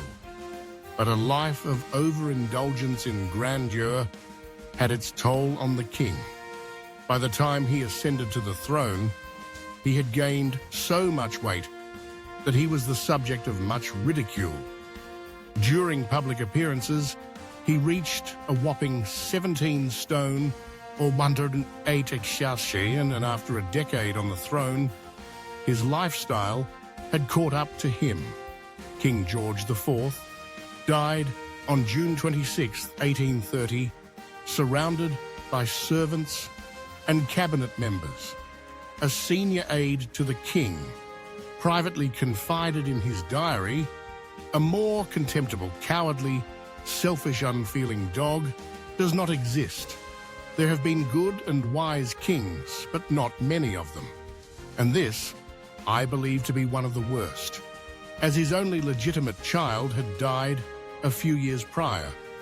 The throne was to be given to his younger brother, William Henry, nicknamed the Sailor King. William had spent the majority of his life at sea as part of the Royal Navy. He had been made Lord High Admiral in 1827 and inherited his brother's throne. At the sprightly age of 64, crowned on September 8, 1831, King William's comparatively short reign was nonetheless highly transformative. To British society, the poor laws were updated and streamlined, centralising their administrative function and establishing workhouses across the country. Many of these reforms set as a precedent for the modern welfare system still used in Britain today. Meanwhile, child labour, which had been allowed to run rampant and unchecked since the start of the Industrial Revolution, was officially banned. Thanks to the Factory Act of 1833, King William also oversaw the passing of the Slave Abolition Act. That same year, banning slavery in all its forms across the British Empire. It's worth noting, however, that the king was staunch anti-abolition and campaigned against the passing of the bill. Despite this, the new king was far less involved in politics than his brother and father. Before him, the Crown's political influence had diminished, past the point of no return. And after his failure to remove the Melbourne Ministry, he resigned himself to matters away from politics for the remainder of his reign. He would be the last king to select a prime minister against the wishes of Parliament, but away from the chatter and dealings of Westminster. King William's personal life was much more under his control. He was in a 20-year-long partnership with Irish actress Dorothea Bland, with whom he had 10 children, 5 boys and 5 girls. And the pair appeared to have enjoyed each other's company, as evident by their extended courtship in drama. 3 years together. William's father, King George III, was supportive of his son's relationship and bestowed unto William the title of a Ranger of Bushy Park, a role which included a large residence known as Bushy House on the outskirts of London. But Dorothea Bland would never be queen. As the pair split in 1811, Bland was given custody of the 5 girls and paid a monthly sum for their upkeep, under the condition that she never returned to the stage. She, however, did return to acting, hoping to earn some extra money to pay off a debt one of her daughter's husbands had incurred. When news reached William, he stopped paying her monthly allowance. And she eventually fled to France to avoid the debtors who she'd failed to pay off. She died, impoverished, in 1816. Just a few years later, William searched for a proper wife, concluded with his marriage to Adelaide of Saxe-Meiningen. She was of royal stock in her prime childbearing years, and it's reported that she and William became extremely fond of one another. This luck continued well into kingship as William proved himself to be an expert diplomat, especially on the international stage. He oversaw the initial phases of the construction of the Suez Canal and stressed the importance of its ability to garner good relations between the British Crown and Egypt. He also helped repair Britain's relationship with America, which had suffered immensely under King George III. At a dinner party with the American ambassador, King William loudly proclaimed his regret for not being born a free, independent American. So much did he respect that nation, which had given birth to George Washington, the greatest man that ever lived.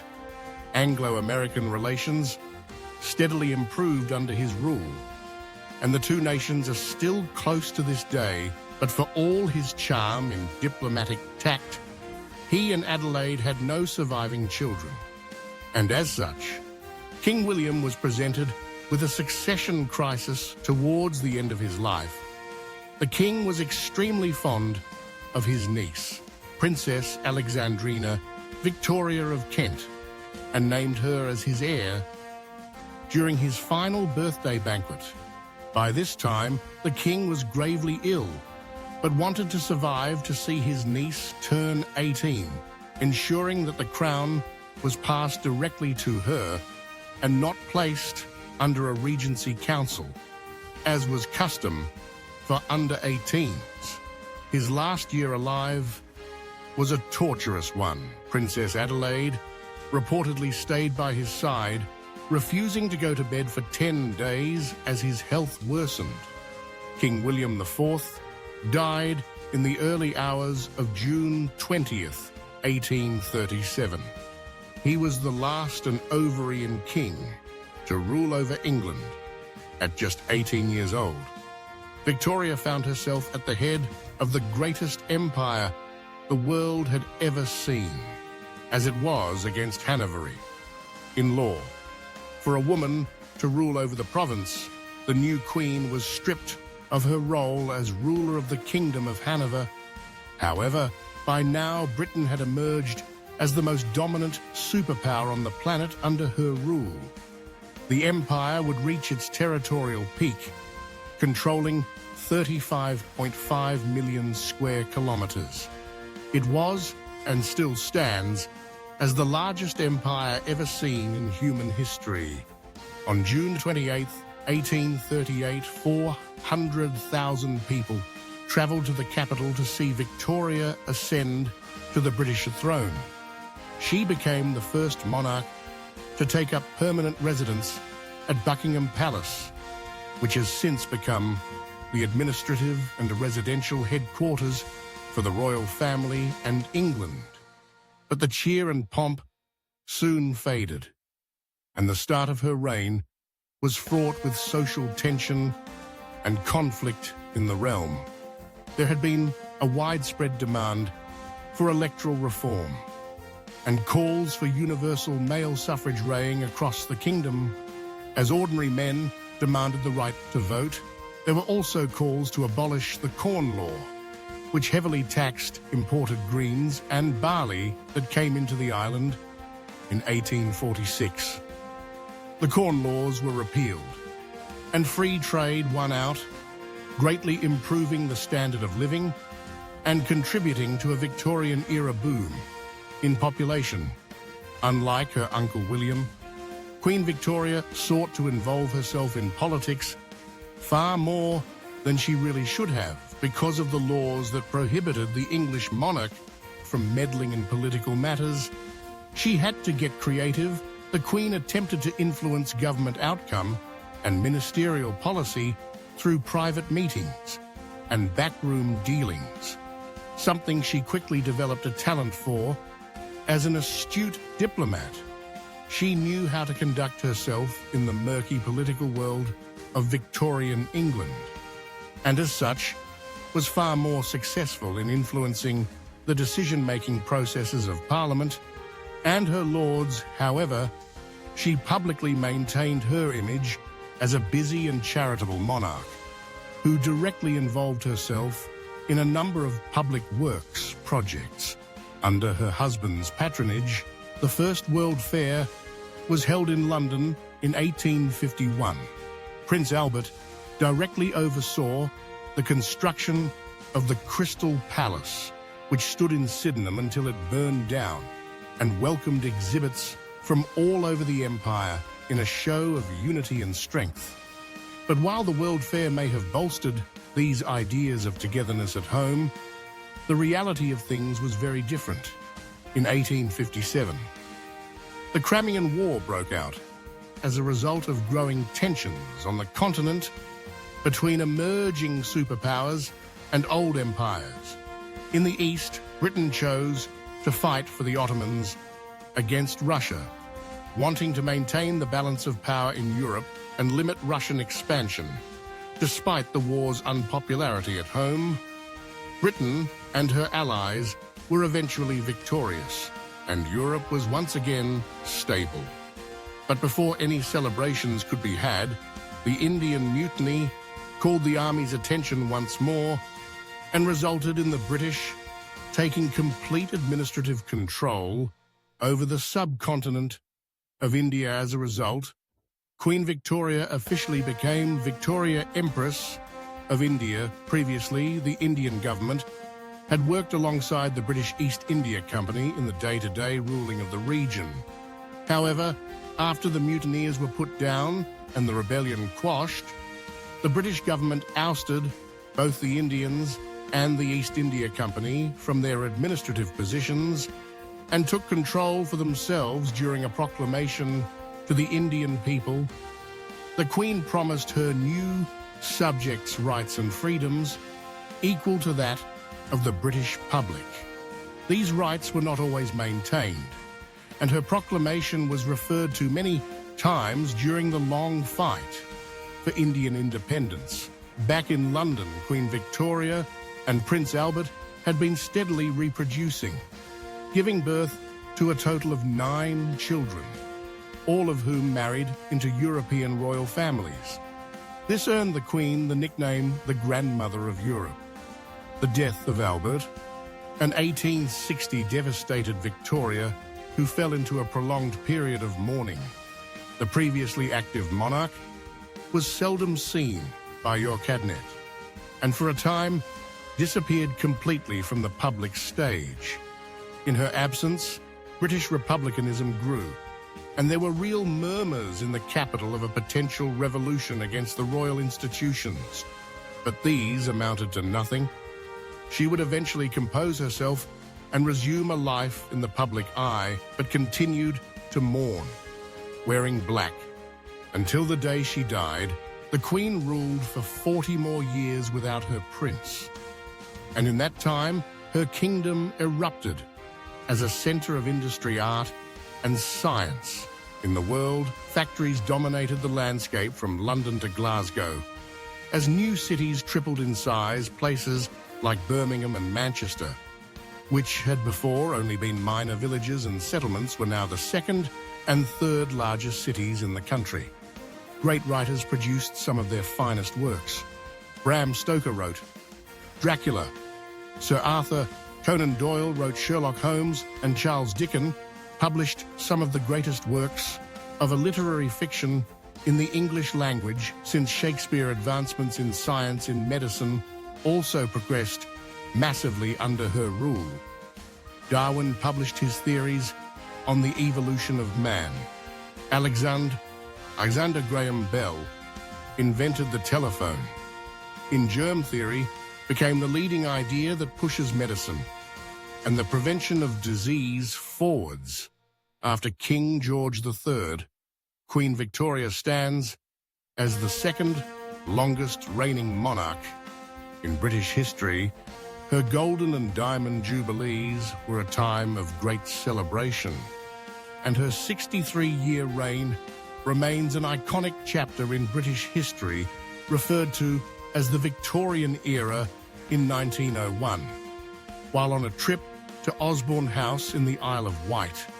Queen Victoria died from a stroke at 81 years of age. Her death marked the end of the House of Hanover and its rule on the British Isles, with the throne now passed on to her son Edward. Britain had to leave its ancient queen behind as it ran headfirst into the modern age.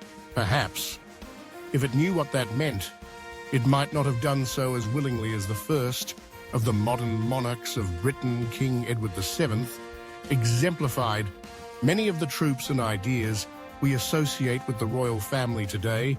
Throughout his time as the Prince of Wales and later as king, he travelled extensively throughout the country and the world, performing traditional ceremonies to the public and acting as a figurehead to institutions and charities. King Edward oversaw the Crown's shift to being a vehicle for public philanthropy as he opened new bridges, schools and hospitals in an effort to modernise the role of the royal family, since monarchical influence in politics was now legally prohibited.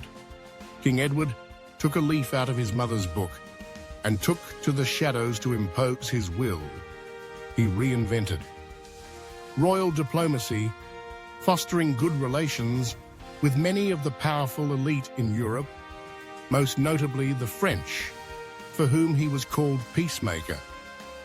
But he was not always successful in these endeavours. He married Alexandra of Denmark in 1863, and together they had 6 children. Like in the reign of his mother, King Edward ruled over an island that was rapidly changing. Scientific and technological advancements doubled year on year as man took flight. Wireless signals were sent across the Atlantic, and the South Pole was reached by humans for the first time in human history. But for all its developments in science and culture, the Edwardian era is best remembered for the rise of socialism all across the world. The working classes had benefited from increased education and literacy, and as such, at the start of the century, a huge number of poor British subjects had become educated and increasingly vocal about their rights. As humans, murmurs of independence rang throughout Britain's colonies, and strong attempts were made to erode the long-standing class divides that had kept hold in England since the reign of King Egbert all of those years before. At the time of his death in 1910, King Edward VII faced a constitutional crisis spurred on by socialism and its ideals. A year prior, the Liberal Party had enacted the People's Budget, an unprecedented set of the new taxes against the richest in the realm that was intended to help fund social housing projects across Britain. The House of Commons passed it, but when it came to the House of Lords, an unelected council who sit for life, it was vetoed. Technically speaking, the House of Lords had every right to do this, but there had been a long-standing honour code between the two branches of government that essentially said the House of Lords was not supposed to amend money bills, as only the House of Commons had the power to decide on the monarch's resources. Their block of the bill, while not illegal, was in bad spirit and further emphasised the growing social divide in the kingdom. Many in Parliament believed their system of government needed to be reformed. It was under this unrest that King Edward VII died on May 6, 1910. He left the throne to his son George, who was to inherit not just the fractured kingdom, but a planet on the verge of tearing itself apart. But before he was accosted by arms races and constitutional crises, George was a young man who was not always meant to be king. The second son of King Edward, he spent his youth serving abroad in the Royal Navy, enjoying his freedom, reveling in the life of a prince. However, fate had other plans for him, and after his brother and the heir to the British throne, Prince Albert, died unexpectedly In 1892, George was hurriedly recalled to Britain to begin a life of preparation and education to eventually ascend to the British throne. He married his brother's fiancée, Princess Victoria Mary of Teck, and together the pair had 6 children in 1910. With the passing of his father, George was crowned King Emperor of the United Kingdom on June 22nd, to joyous celebrations in the capital.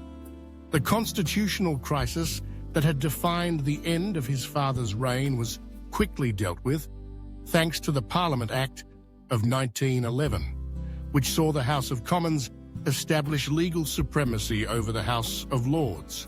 England itself was experiencing a period of civil unrest and social upheaval.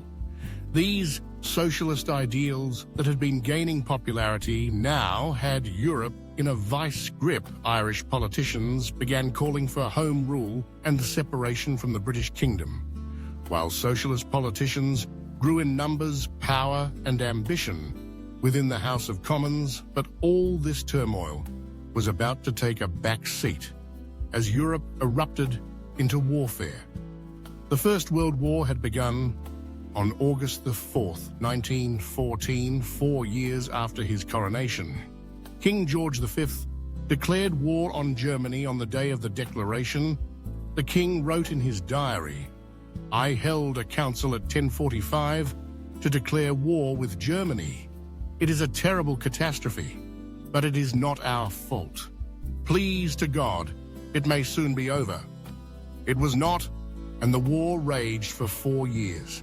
As England and her allies battled against the Central Powers, it was a conflict that would claim the lives of around 40 million people, with fighting happening all over the world. The new machines which had taken society into the modern age now brought death on an industrial scale. And the war had a profound impact on the British psyche, inflicting scars that to this day have yet to heal. Even the king could not escape. This to him, the war was personal. The Russian Tsar and the German Kaiser were as cousins, as they shared ancestry to Queen Victoria and Prince Albert. The men had grown up together, spending summers at Buckingham Palace, playing make-believe and fighting in homemade trenches in the palace gardens. Now, their countries played out these childhood fantasies with unforgiving brutality. Consequently, the English King George still carried a German surname, Saxe-Coburg and Gotha, as anti-German. Sentiment skyrocketed. The king drew ire for his perceived connections to their new enemy. Famous English writer H.G. Wells wrote about Britain's alien and uninspiring court in reference to the King George, responded to the author, "I may be uninspiring, but I'll be damned if I'm alien to appease British nationalists." King George V changed his surname from the House of Saxe-Coburg and Gotha to the House of Windsor on July the 17th, 1917. That same year, the Russians, who had allied with Britain during the conflict, had capitulated, and Russia was overcome. With the fervor of a revolution, the downtrodden Russian people overthrew the Tsar and his family, imprisoning him in establishing the Soviet Union. Not only was the Tsar King George's cousin, but the two were dear friends, and George made plans to rescue his cousin from the revolutionaries that had arrested him and his family. But that same fervor that had led to revolution in Russia was beginning to bubble in Britain. Compounding social issues had decreased the quality of life in the country so much that there was a genuine fear of revolution. Similar to that of the Russian communists, King George worried that bringing the Romanovs, who represented all the gaudy excesses in societal disconnect between a king and his people, would look bad on the British crown. Tsar Nicholas and his family were gunned down by the revolutionaries, and Russia would never have a king again. By 1918, the war was over. The armistice was signed, and Germany sent their Kaiser into exile of the great European monarchies. Only a few now stood. King George was alone. The later half of George's reign was dominated by the growing threat of socialism and its offshoots.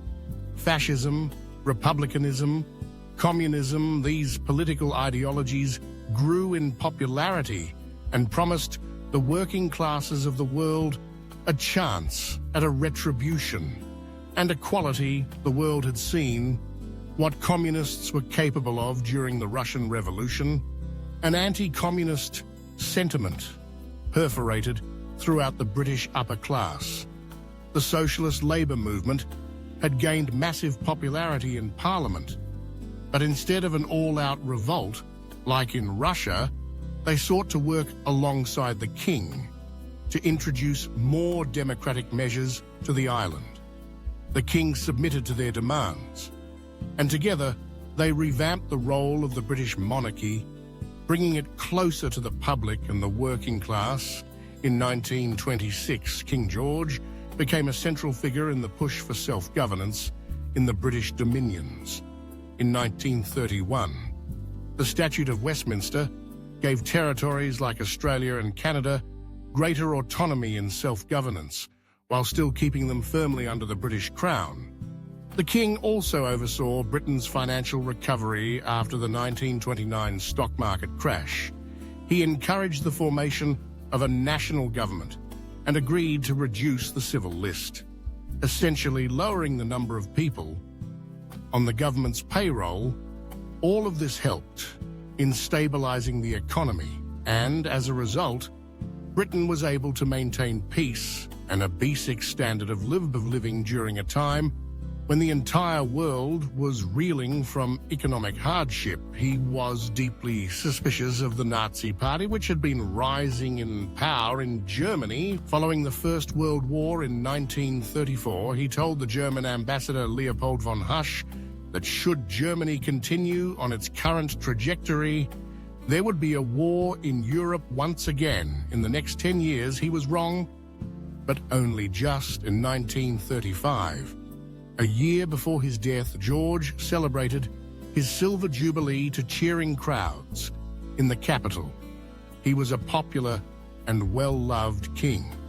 The people respected him for his hard work and commitment to the empire, as well as his charity and care to the British public. As crowds waved him on, he reportedly said, "I cannot understand it after all. I'm only a very ordinary sort of fellow." His relationship with his eldest son, Edward, deteriorated towards the end of his life as he grew increasingly disappointed at Edward's inability to settle down and his continued affairs with married women. In contrast, he was deeply close to his second son, Albert, and became a doting grandfather to Albert's daughter, Prince Elizabeth, who referred to him as Grandpa England. In 1935, he said this of his eldest son, Edward, "After I am dead, the boy will ruin himself within 12 months. I pray to God he does not marry and have children, and that nothing stands in the way of Birdie and little Bet." And the throne. On the evening of January 15th, 1936, King George took to his bedroom complaining of a cold. He never re-emerged 5 days later. When it was clear the king was going to die, his physician administered a mild sedative, intending to peacefully end the king's life. He argued that he wanted to preserve the monarch's dignity and spare him and his family any more suffering. It was decided that he would be killed by 11:55 p.m. to ensure that the news broke in time for the morning papers and not the less inappropriate evening journals. Against the king's personal wishes, the British crown was passed on to his eldest son, Edward, Prince of Wales. As the second monarch of the House of Windsor, there were many in the kingdom who hoped that the crown would prove EI's stabilizing influence on the eccentric Prince Edward. It did not. The new king showed great impatience at following royal protocol and caused major concern amongst the political factions of Westminster for his complete disregard for established constitutional conventions. He caused a serious constitutional crisis only a month into his rule after he proposed to marry Wallis Simpson, an American woman who had divorced twice already. The British Prime Minister himself opposed the marriage, arguing that a twice-divorced woman with 2 living husbands was not a politically or socially acceptable person to have as queen consort. Furthermore, his proposed marriage would jeopardize his position as the head of the Church of England, which forbade marrying a divorcee if their ex-partner was still alive. It became clear that if King went through with the marriage to Wallis, the Prime Minister, Ennis Cadnan, would retire in protest. This was serious, as it would ruin his status as a politically neutral monarch and could potentially draw opposition calling for the total removal of the royal institution as a whole. King Edward would have to choose between love or duty. He chose love after only 326 days on the throne. King Edward VIII abdicated. Unknowingly, he had given his late father the very thing he had wished for. Prince Albert now would be King of Britain and her empire. Upon his accession to the throne, Prince Albert chose to adopt a regnal name and was thereafter known as King George VI.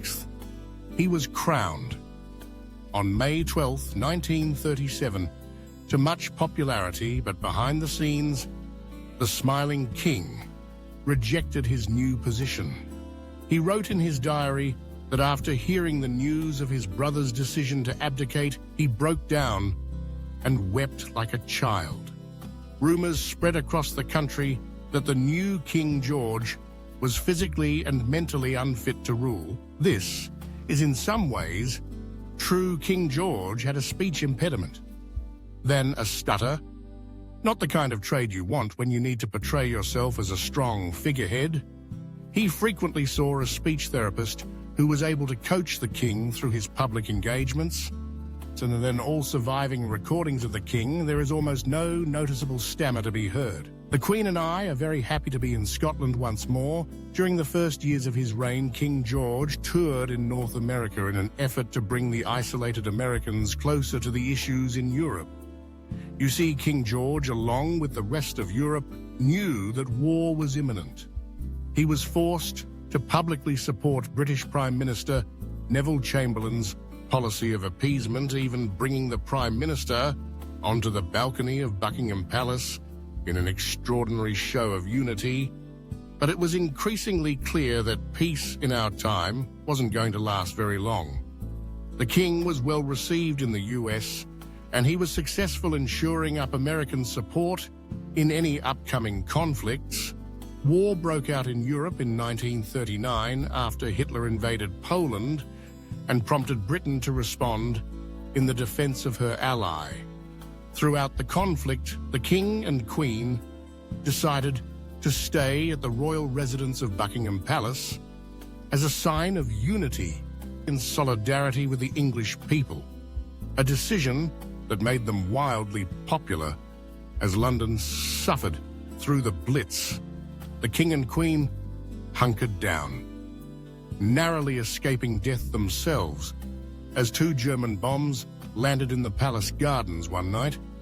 They were subject to British rationing restrictions, just like everyone else, and were looked at around the world as model rulers who shared in their subject.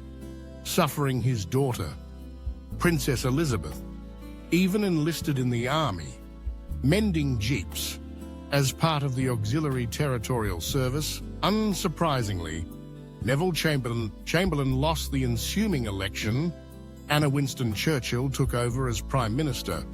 While King George was initially hesitant of Churchill, the two quickly developed the closest personal relationship in modern British history. Between a monarch and a prime minister, every Tuesday for 2 years, the two men met to privately eat dinner and discuss the war with unparalleled frankness. In the meantime, the King and Queen would regularly make visits to bombed-out houses and factories around the country, boosting morale. As they went, King George even visited the army in France, Italy, North Africa and Holland, and the British King became a symbol of national resistance across the globe.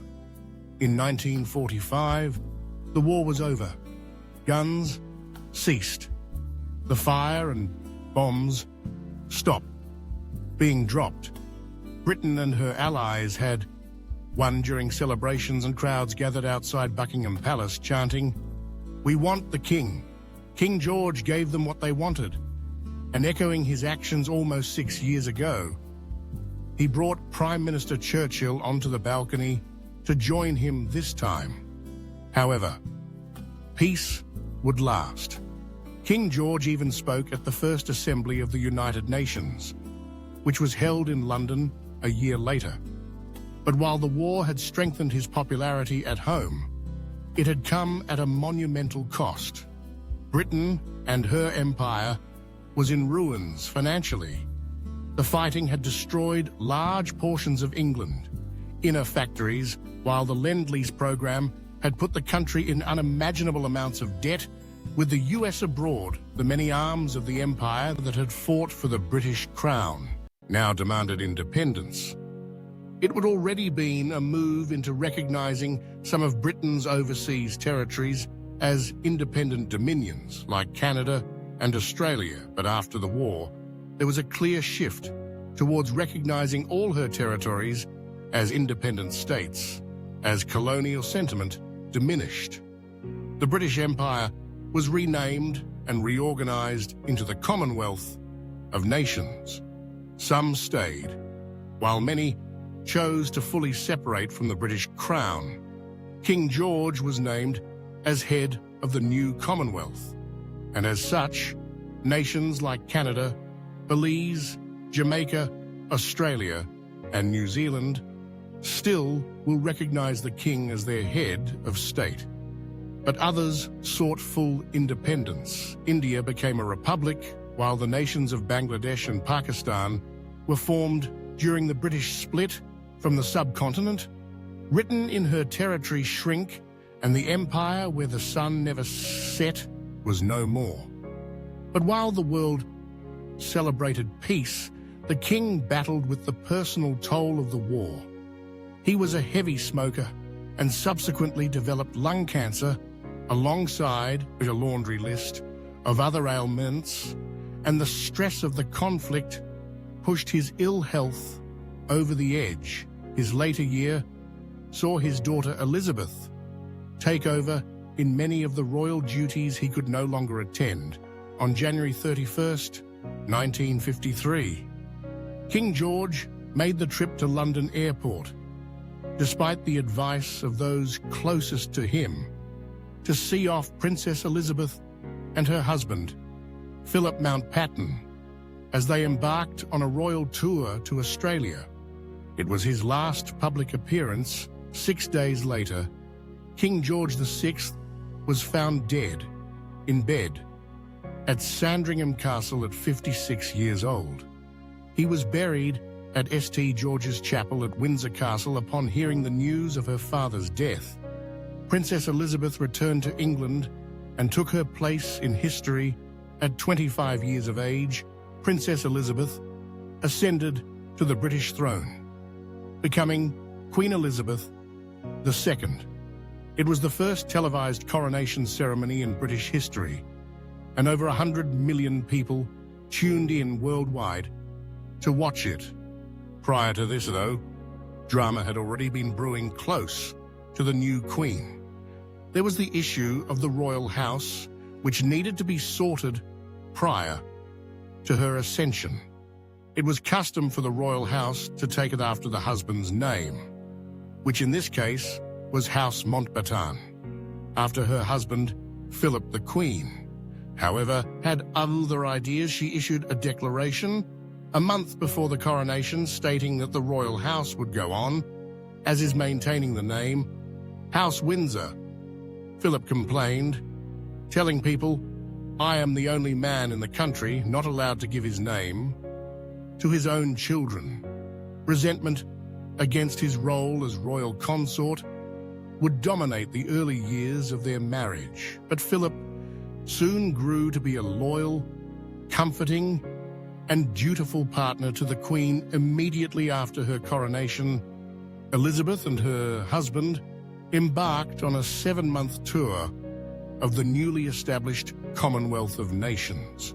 She was the first reigning monarch of Australia and New Zealand to visit those nations, and it's estimated that half of the Australian population came out to see the Queen on her state visit. Throughout her life, she travelled extensively around the world, and by the end, she was the most widely travelled head of state in history. She was the first British monarch to visit a communist country, visiting Yugoslavia in the 70s, and her visit to the People's Republic of China in the 80s was the first state visit by a British monarch to China in the two countries' millennia-long history. But once she had returned from her tour and was once again back in Westminster, the Queen saw the political power of the monarchy diminish once again. You see, the ruling Conservative Party had no formal system for choosing a leader, so after the resignation of Anthony Eden as Prime Minister, the burden fell to Queen Elizabeth to decide who would form the next government. She met with a small number of council members and politicians and appointed their recommended candidate, Harold Macmillan. This, alongside the failure of the Suez Crisis, would earn the Queen her first bit of major personal criticism. Lord Altrincham accused Elizabeth of being out of touch in a magazine, which he owned, unedited. This led to Altrincham being denounced by public figures and slapped by a member of the public for his comments against the Queen. 6 years later, Macmillan himself retired, and the Queen was once again tasked with choosing a replacement. She selected Alec Douglas-Home as Prime Minister, but again drew criticism for making her decision based on a small number of close advisors. In 1965, the Conservative Party established a formal mechanism for choosing their leader, and the Queen's direct involvement in politics was gone. But a further loss of political power was just the beginning.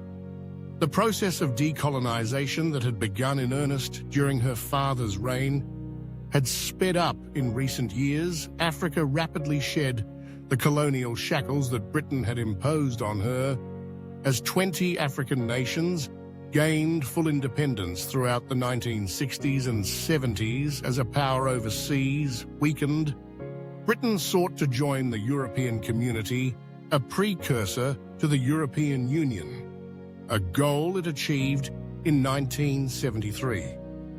There was great concern during this time about the power and influence of the Crown, especially amongst her dominions. Australian republicanism was on the rise, and Canada's Prime Minister, Pierre Trudeau, seemed to wholly disregard the reagent in her importance, sliding down the banisters at Buckingham Palace and pirouetting behind the Queen's back during a staid visit to London a few years later, when Canadian politicians were sent to London to discuss the patriation of the Canadian Constitution. They found Queen Elizabeth to be better informed than any of the British politicians and bureaucrats. Canada would get its independence in 1982, but the Queen maintained her role as their head of state. She suffered a great embarrassment when the surveyor of the Queen's pictures, Anthony Blunt, was unmasked as a communist spy, and during the 80s, numerous attempts at her life were made, none proving successful, but each growing in danger and intensity during a trooping of the colour. In 1981, 6 shots were fired at the Queen in close range as she rode her horse down the Mole in London that October during a state visit to New Zealand. A 17-year-old, Christopher John Lewis, fired a shot from a .22 rifle at the Queen as she stepped out of her vehicle. A year later, an intruder broke into Buckingham Palace and sat watching the Queen sleep when she awoke. The two calmly chatted, while Elizabeth waited for palace police to arrive. In all instances, the Queen escaped harm. Throughout all this, she had managed to endear herself to the public, showing immense grace during each and every attempt on her life. Royal popularity was relatively high, but the 1990s would prove to be a difficult decade for not just the Queen, but the monarchical institution as a whole.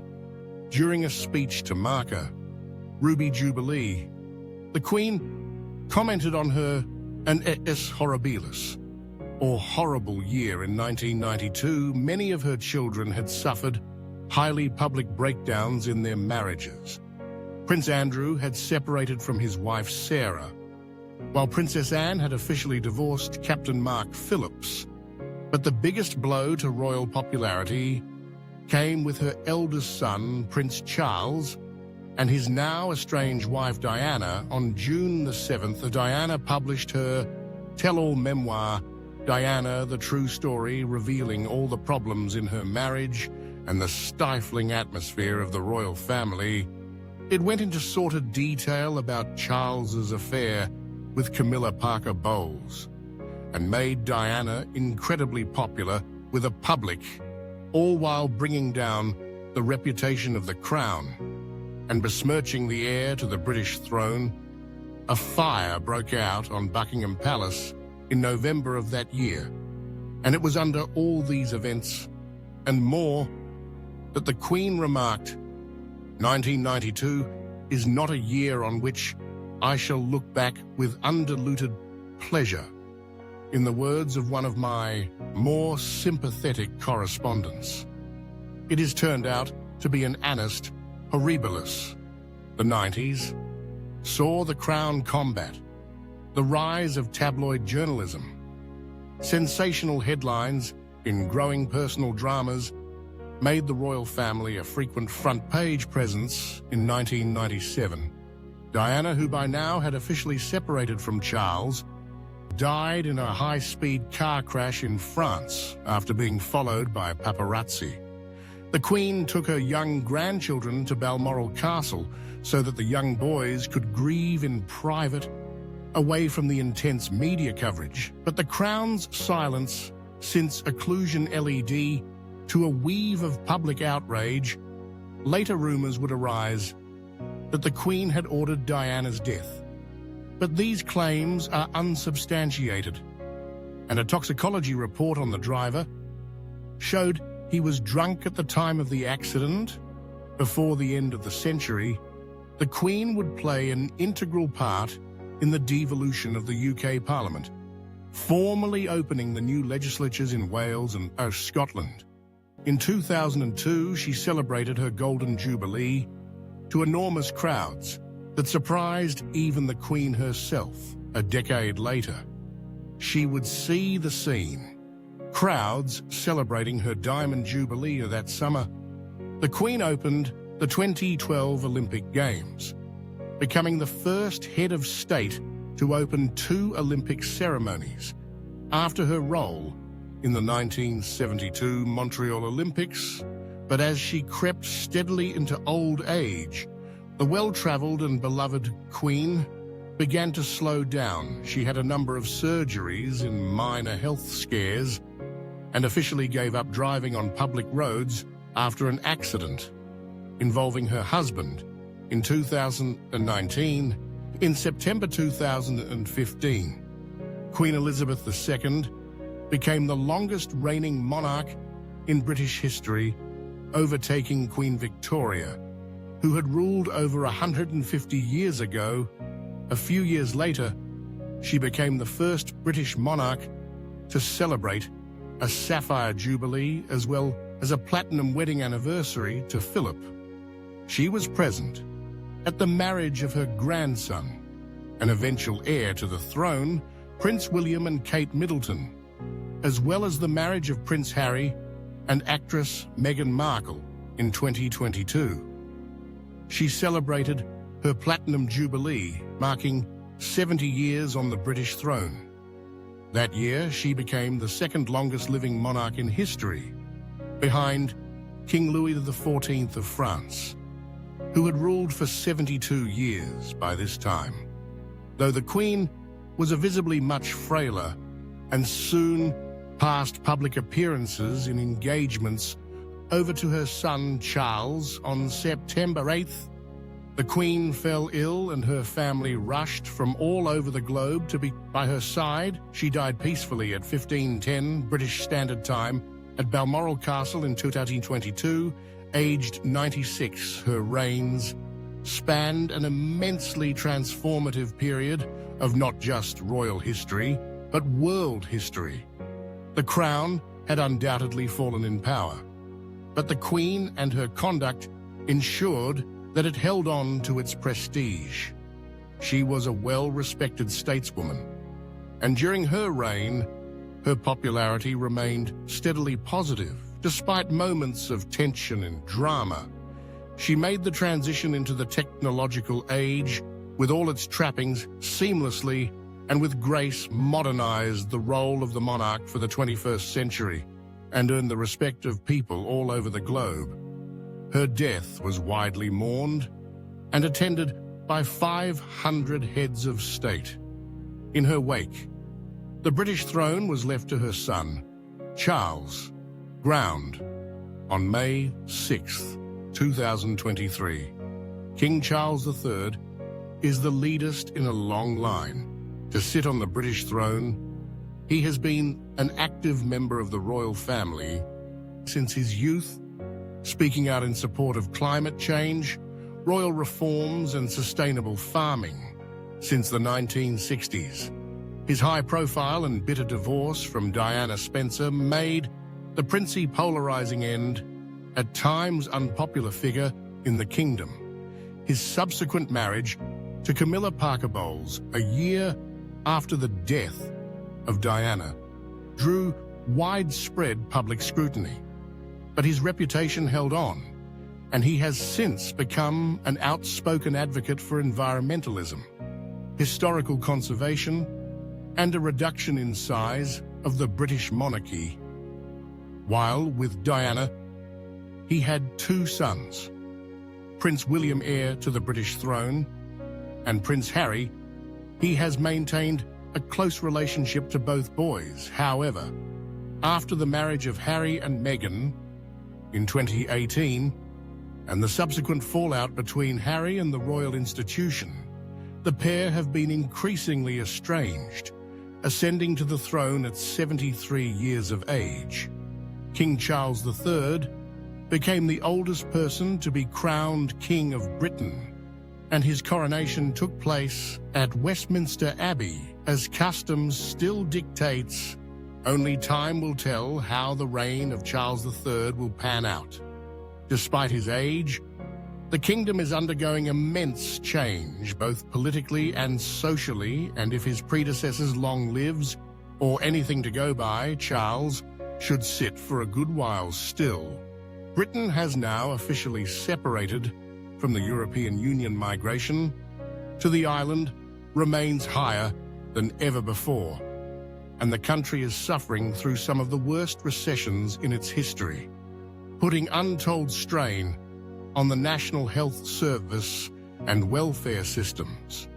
The Conservative Party have enjoyed over a decade of uninterrupted rule, and social tension calling for government reform grows louder every year. This is the kingdom Charles has inherited. By comparison, he is a very modern king, He understands that the role of the monarchy must continue to change, or else risk being left behind. It remains to be seen, will he rise to the challenge, or could King Charles III be the last king of Great Britain?